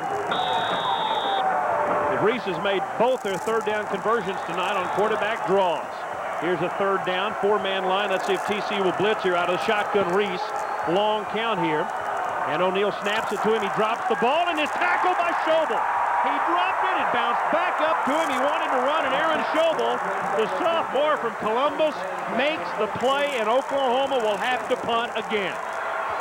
Again, out of the shotgun, problems with the snap. He's trying to look upfield before he's got the ball. on any kind of a deep snap play, whether it's a field goal or you're in the shotgun or you're punting, you've got to, rule number one, you got to catch a snap. 9-0, and the Sooners' Jeff Ferguson punts again to Royce Huffman at the 25. With the wind at his back, the Frogs made a play on the punt in the first half. Good snap here. They will try to set up a return, and a pretty good one by Ferguson. Huffman catches it along the far sideline and steps out at the 26-yard line, 45-yard punt. And a 2-yard return with 7:07 left. Now, TCU has 3 timeouts left, and Oklahoma has 2. John, I'll say it again. Even if they don't score, if they could just keep the ball and get 2 or 3 first downs on this drive, would make a huge difference in this game. What, 3 or 4 minutes off the clock right now are almost as good as a touchdown. Not quite. You'd rather have the 6. If you can get 3 more, you're way ahead, because then you've got a 2-possession game on your hand. Right now, you've got a 2-possession game, but that'd have to be a touchdown and a field goal. If you get another score, it's 2 touchdowns you got to make, that Oklahoma has to make. I formation behind Bateau from the 25, far hash mark. He hands off to Tomlinson, who squirts for 3, and literally with very little room to run that time. Kelly Gregg, who's played a dynamite game tonight, is there to make the tackle. 2nd down and 7, under 7 minutes left. And TCU again, right now, just wanting a first down. They haven't had one in a while. Well, it's been a physical battle. A lot of battling going on along the line of scrimmage on both sides. And, you know, it's late. Guys are getting tired. 2nd and 8, though. The Frogs have got to come up with a big play. They need to set themselves up here to make a first down. Scarborough and Crawford check in, split wide left on 2nd and 7 near the 28-yard line. Bateau hands off Tomlinson to the 30 for 2.5, maybe 3 more. Quick hitter, Michael Dunlany again. And now it'll be 3rd down again. They'll still need 5 for the first down. Boy, big 3rd and 5. And, you know, like we say, OU's running a variation of the 46. They're going to pack it in and pressure you and dare you to throw the ball or try to get wide. Frogs aren't having much success getting wide right now with the option. They're trying to pound it ahead. Maybe a quick slant to the tight end or something where, you know, quick 2-step drop and zip it. Double tight end. Mitchell in the backfield is the only setback. Receiver split left and right for Patrick Bateau. From the 30 on 3rd and 5, there's movement along the line of scrimmages. Ryan Fisher for Oklahoma was in the neutral zone. Was he drawn offsides? But the penalty flag did fly. And Oklahoma already has 13 of those tonight. Looks like there was some confusion along the TCU offensive line. Mike Scarborough, who was split wide to the near side, he was holding out his hands trying to get some help. Part of the snap, false start. On the offense, just 3rd down. Brian, Robert Wallace, you think? Yeah, it looked like the left guard, Robert Wallace, did in fact jump. You know, he left in the first half with an ice bag on his neck to go into the locker room. We still haven't gotten a report from Ross Bailey on his status. You got to wonder if that came into effect on that play, as he did in fact leave his stance early. 3rd down and 10. That makes this a much more dangerous play with 5.5 left to go. So they go back to the I formation. Tomlinson in there. The tight end is Illian, and a receiver split left, 2 of them. Inside handoff, Tomlinson regains the line of scrimmage, and guess what? They'll punt again. It's 3rd and 10 as Cornelius Burton makes the play, and now there is a timeout on the field taken by who? It'll be Oklahoma, and they'll have 1 left. 5:21 left in the ball game. TCU leading the Sooners 9-0 back after this timeout.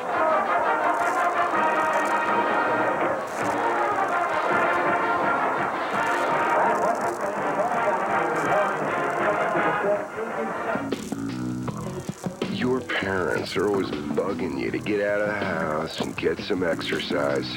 But you've got your own way of doing things. You're your own person. You don't need to follow the crowd or the rules. And the last people you want to be like are your parents. Johnny, tell them what they want.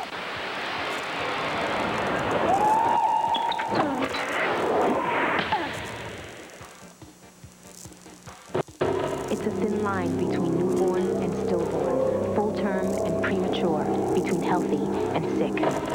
If you're pregnant or think you are, getting prenatal care early is the most important step you can take. Don't put your baby's health on the line. Take care of yourself so you can take care of your baby. Find out now about getting prenatal care. Call 1-800 3:11, 22-29. You got to get the punt away.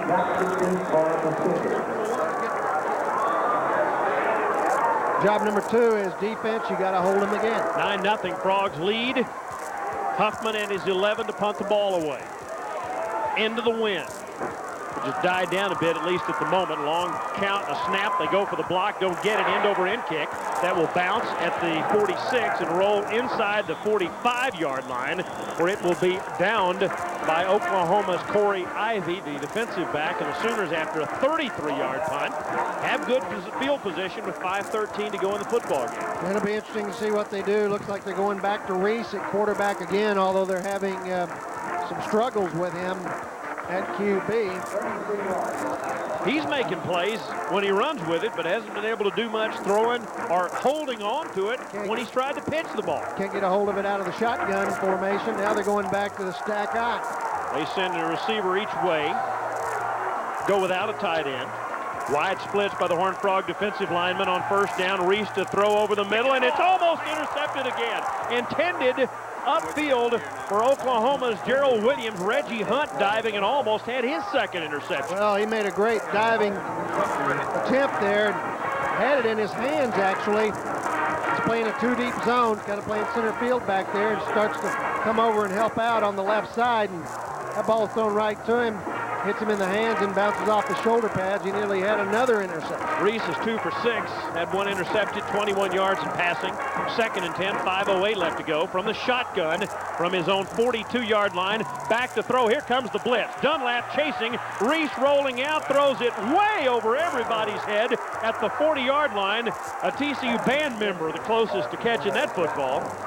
3rd and 10. A showgirl nearly ended up on the Oklahoma stat sheet there with the reception. He uncorked that one. He had a head of steam moving that way and threw it over everybody.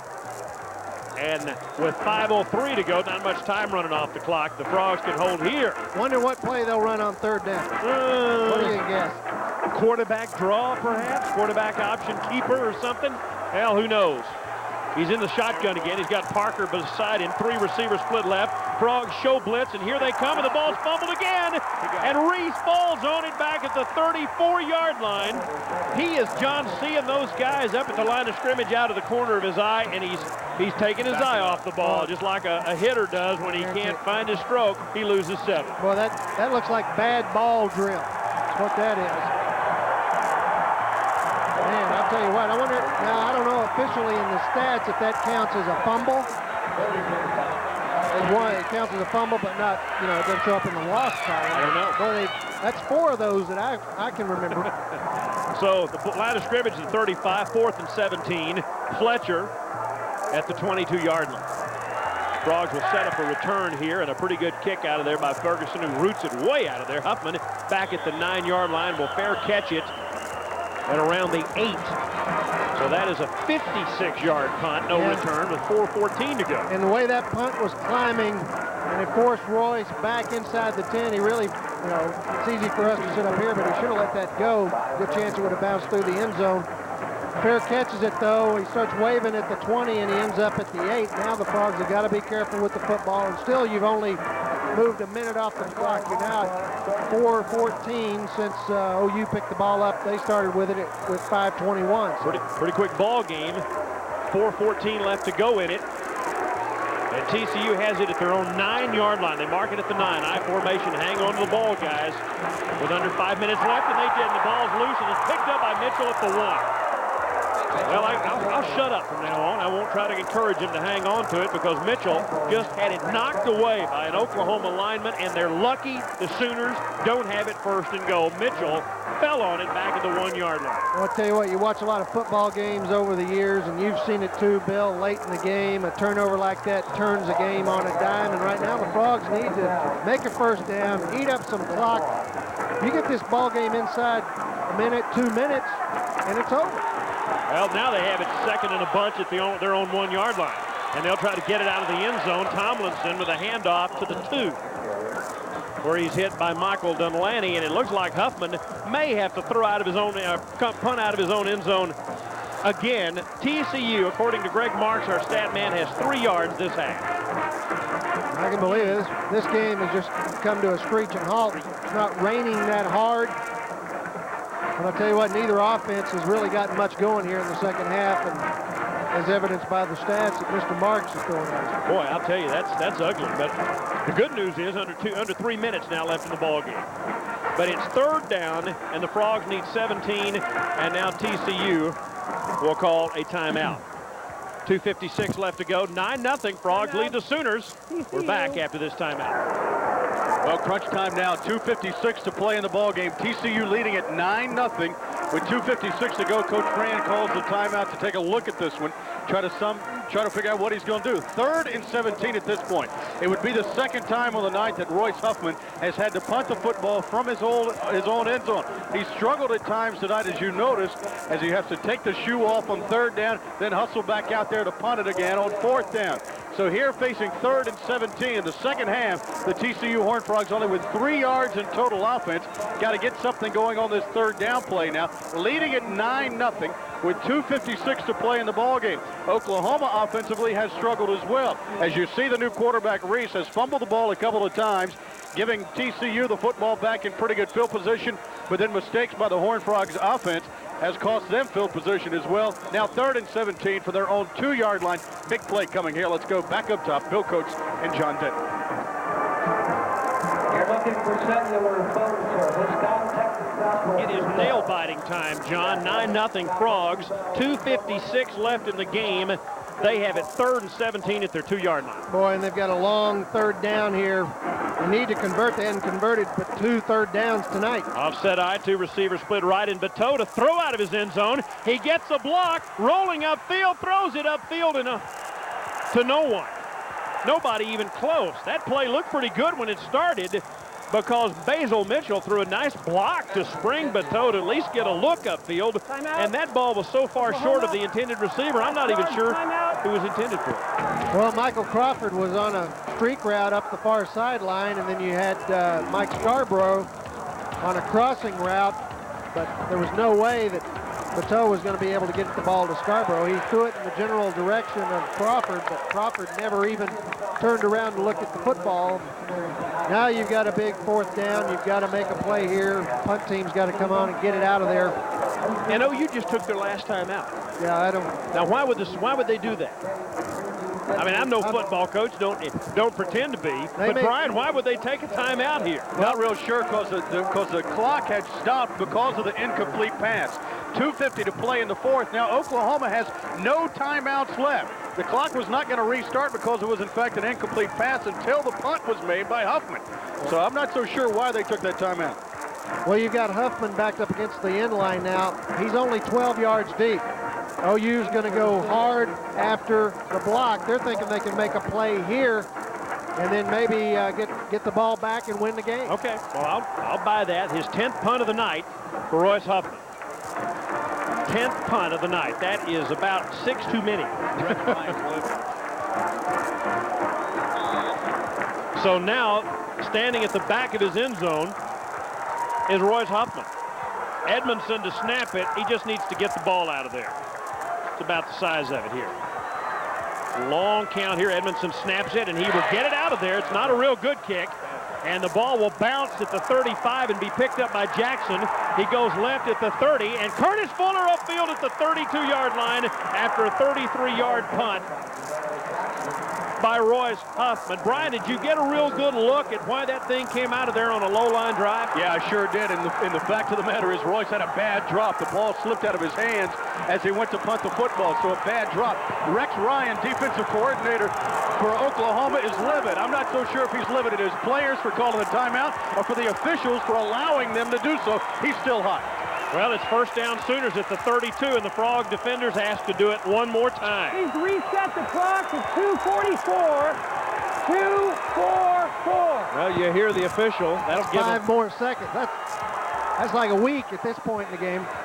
Yeah, I don't have much for fingernails to begin with. If I did, they'd be gone, because gave him 5 more seconds.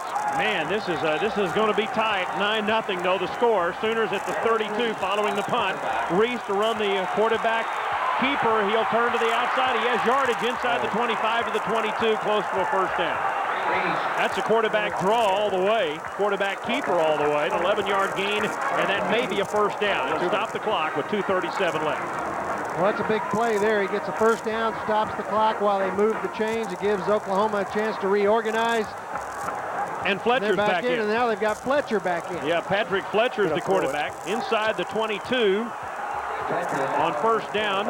And Fletcher from the shotgun to throw. Here comes the blitz. He throws downfield, and it's incomplete. Intended for Ahmed Kaba, and Walls in coverage. And the fans from Oklahoma wanting pass interference because Walls never turned around to look back at it. That's the same type play that Walls got called on earlier in the game. He doesn't get called. Just better to be lucky than good sometimes, but he's face masking Kaba again. Kaba wanted the flag. They both, Walls points at Kaba, Kaba points at Walls. The referee says no play, and it's second down with 2:26 to play. This OU's deepest penetration of the night at the 21-yard line. Is that right? The 21-yard line, second down and 10. From the shotgun, Pat Fletcher again. Here comes the blitz again. Fletcher looking toward the end zone. This time it is knocked away by Blocker. No! He made the catch. Touchdown, Oklahoma. Walls and Blocker going step for step. Walls, I think, got a hand on the ball, but Blocker took it away from him, and the Sooners are finally on the board with 2:20 to go. Walls turned around. He had good position. He turned around, but not soon enough, and Fletcher comes in and puts it right on the money. Same play. Right there, and he's got good coverage, but he just can't get a hand in there to knock it away. And good play there on the touchdown by Blocker. 9-6 TCU leading, and here's Ferguson to add the extra point to make it a 2-point ball game. Long count, Sills puts it down. Fletcher, check that, Ferguson puts it up, and it's good. 2:20 left to play, and it's TCU 9, Oklahoma 7. Back in a moment on the TCU Sports Network.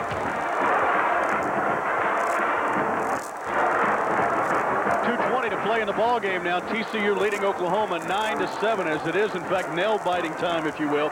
2:20 to go. Here's what has to happen. TCU has 2 timeouts remaining. Oklahoma, if you'll remember on the last drive, took their final timeout of the ball game on the third down incomplete pass by Patrick Bateau for TCU. That enabled them to run out of timeout. So that advantage goes to TCU at this point with 2 timeouts remaining. Oklahoma with none with 2:20 to play. The lead is 2. If you're TCU, you have to do 2 things. One, if you recover the onside kick, obviously you've got to advance the football. If they decide to kick it deep, the TCU offense has struggled here in the second half. Just 3 yards of total offense in the second half for the Horned Frogs. So they've got to be able to move the football, keep the chains moving, keep the clock running, enable them to take advantage of the fact that they've got 2 timeouts remaining. Oklahoma has none. Back up to the booth.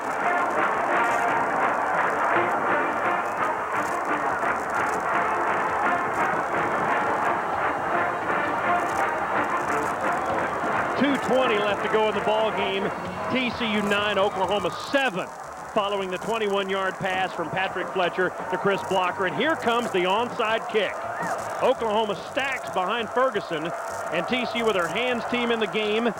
And now Fletcher approaches the ball, stops, and he'll try the other side. Okay, everybody now lines up along the left side. And Ferguson, the kicker, will try to get it 10 yards downfield. And again, the Frogs have nothing but backs and receivers and DBs up, expecting an onside kick because Oklahoma's out of timeouts. If they can hang on and win this football game, who knows what TCU might be able to accomplish this year. But this is one of those, could be one of those turning point plays in the 1998 season as Oklahoma prepares to try what looks like an onside kick here with just over 2 minutes left in a 2-point ball game. Ferguson, the kicker, 4 yards behind the ball, now boots it. It will bounce. It will be loose. It's loose, and it's still loose, and I think Oklahoma got it. The Sooners got it at the 41. That ball was perfectly bounced, and Josh Norman makes the play, and Oklahoma is in position to win this ball game with the wind at their back at 2:16 to play. Yeah, perfectly executed. Ferguson gets the big high hop. It goes up. It's actually batted up in the air by a TCU player. And then Josh Norman comes down with it. And now Oklahoma, they've hung around all night. Frogs haven't been able to put them away. Now Oklahoma back threatening, and, like you say, a chance to win it. At the 47-yard line. And Reese is back at quarterback, and he is hitting the backfield, but squirts free, and he is free to run, but he's knocked down at the 42-yard line. He gets about a 5-yard gain, and then Shannon Brazil and Joe Phipps come up to knock him down, and they kept him in bounds, too. Under 2 minutes now left in the ball game, and they kept him in bounds. I'll tell you something, though. Ferguson has been Oklahoma's best player tonight, and he may have a chance to kick for the win here. Fletcher is in at quarterback. Yeah. With with a minute 45 left to go, second down and about 5 from the shotgun.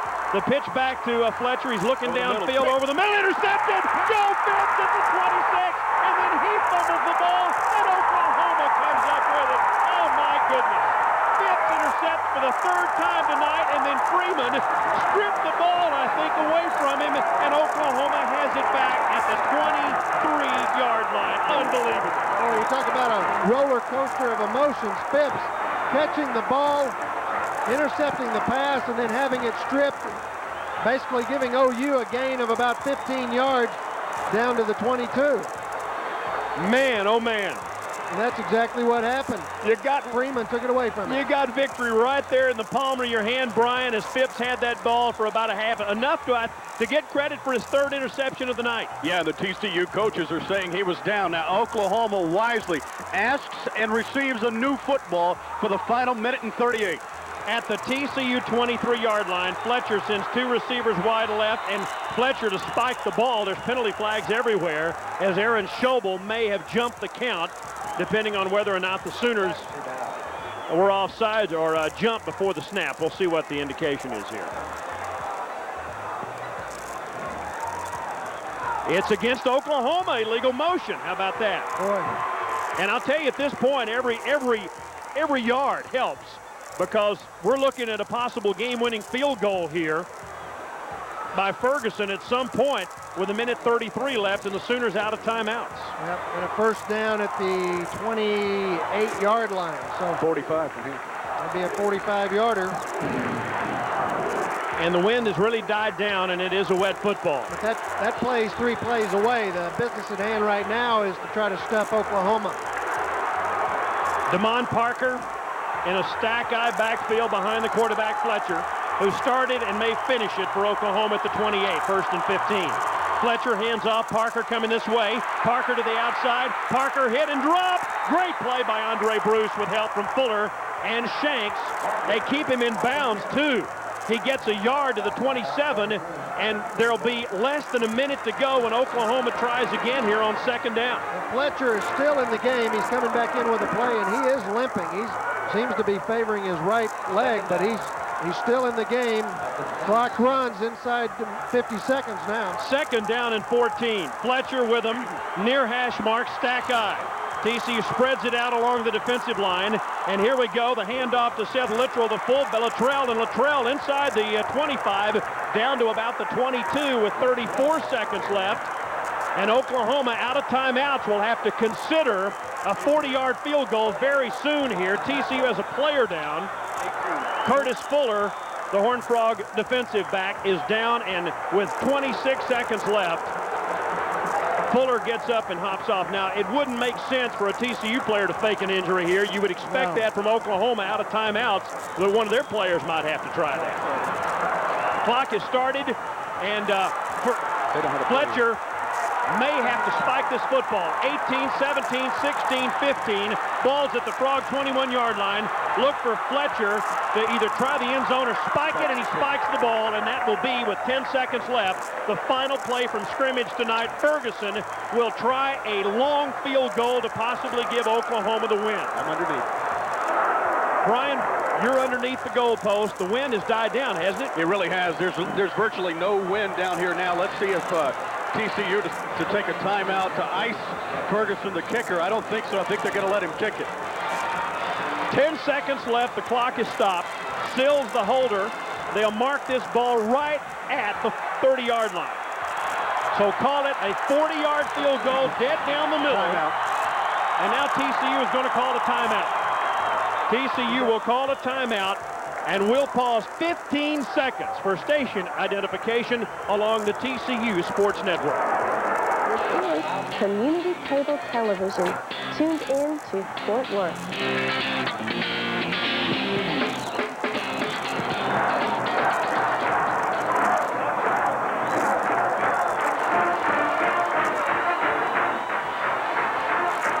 John, last week TCU arguably won that game on special teams. They blocked the field goal and returned it for a touchdown at Iowa State. Can they pull it off one more time tonight? Well, the stage is certainly set. They've already pulled off one big play here in this last series, but Joe Phipps' interception, he had it stripped by Freeman, the tight end, and that's what gives OU life now. TCU with one more timeout. I wouldn't be surprised if they called another one. Sills to hold. Fletcher hit a 31-yarder last week to try a 40-yard field goal with 10 seconds left. And TCU's Joe Phipps is signaling timeout again, and they'll do it again. Well, Brian, trying to do a little ice job here on the quarterback, on the kicker for Oklahoma. You know, I don't know if it's working for him, but it's working for me down here. Yeah, man. Extra ice. And I'll tell you, the longer you sit out there and you think about it, the worse it gets. So why not burn the 2 timeouts? And that's what the Frogs have done. I'm glad they don't have a blood pressure monitor on me right now, but and I can only imagine what. Of course, Dennis Franchione has been through this a lot, so he may be the coolest and calmest guy on the field. I don't know, but well, it's been a fun football game because it's been close, but it's been a frustrating game for TCU in the fact that here they are, having led most of the way 9-0, and now they have a chance to lose this game, and now they're going to have to put up or shut up. Here we go. 10 seconds left. Sills to hold for Ferguson for the possible win, a 40-yard field goal straight down the middle. The Horned Frogs trying to go 2-0. A 40-yard field goal for the Sooners. It's 9-7 TCU. Snap and hold are good. The kick is on the way. It's a line drive that is good, and Oklahoma has taken a 10-9 lead with 5 seconds left. Big kick there. And again, OU hung in the entire game in the last 5 minutes here and scored a touchdown and a field goal. And there's all kinds of celebration going on down here. And coaches on the TCU sideline looking for a flag for excessive celebration. So we'll see what happens on the kickoff. But 5 seconds left. That's a tough way to go down, Bill. Yeah, it really is. I mean, their defensive unit played a whale of a game tonight. Had a pretty good first half offensively, just never could score a touchdown, and it'll come back to bite you. And I'll tell you what, Ferguson, in my mind, he's been the best player on the field for Oklahoma. He's punted it well tonight. He just hit that 40-yard field goal. The guy did the perfect onside kick to put him in position to win this football game. And, the Sooners haven't asked me, but their MVP is the kicker, Ferguson. Yeah, he's kept them in it, like you say, punting the ball, good field position. And, boy, that onside kick was picture perfect. If he's not their player of the game, I don't know who would be. No, there is no question about it. He has been the man. And he is a redshirt freshman from Broken Arrow, Oklahoma. And he is breaking TCU's heart right now here in the second game of the season. And he's made some good kicks under pressure. That one, the biggest of his young career. And he will, I'm sure, not kick it deep. He'll dribble this ball along the ground, I would think. He approaches it again and decoys and then stops, and he'll go back and kick it again. Man, that's a tough way to lose a football game. But again, give Oklahoma credit for hanging in. They tried everything but the kitchen sink tonight, and it's a line drive kick that will be picked up with 5 seconds left. Reggie Hunt upfield to the 15, to the 20, and he's hit down at the 21-yard line, and that's the ball game, and the Sooners have won. Roy Williams made the tackle, and Oklahoma will celebrate a victory here in Fort Worth tonight. Oh, what a disappointing home opening loss for TCU. Led 9-0 until 2 minutes and 20 seconds were left in the game. Chris Blocker caught that touchdown pass, and then the onside kick for Oklahoma, perfect. I've never seen a better one, John, than the onside double bounce that Freeman launched. And now we get a fight. Brian, you want to referee the fight down there, bud? I'm staying out of this one. John Blake is in the middle of it, trying to call his players off. And I know TC is frustrated. But this is not the time nor the place for something like this, and the coaches are trying to get this thing broken up. I know it's heartbreaking, but hey guys, it's over, and there's still 9 games left in the season. Well, a lot of emotion there, especially at the end of the game, Bill, and a tough way to lose a football game for TCU. And a lot of talking going on down on the field on both sides. And best thing to do is split them up, head to the house, and recount what goes on. A lot of OU fans on the field right now. And again, about as tough of a defensive football game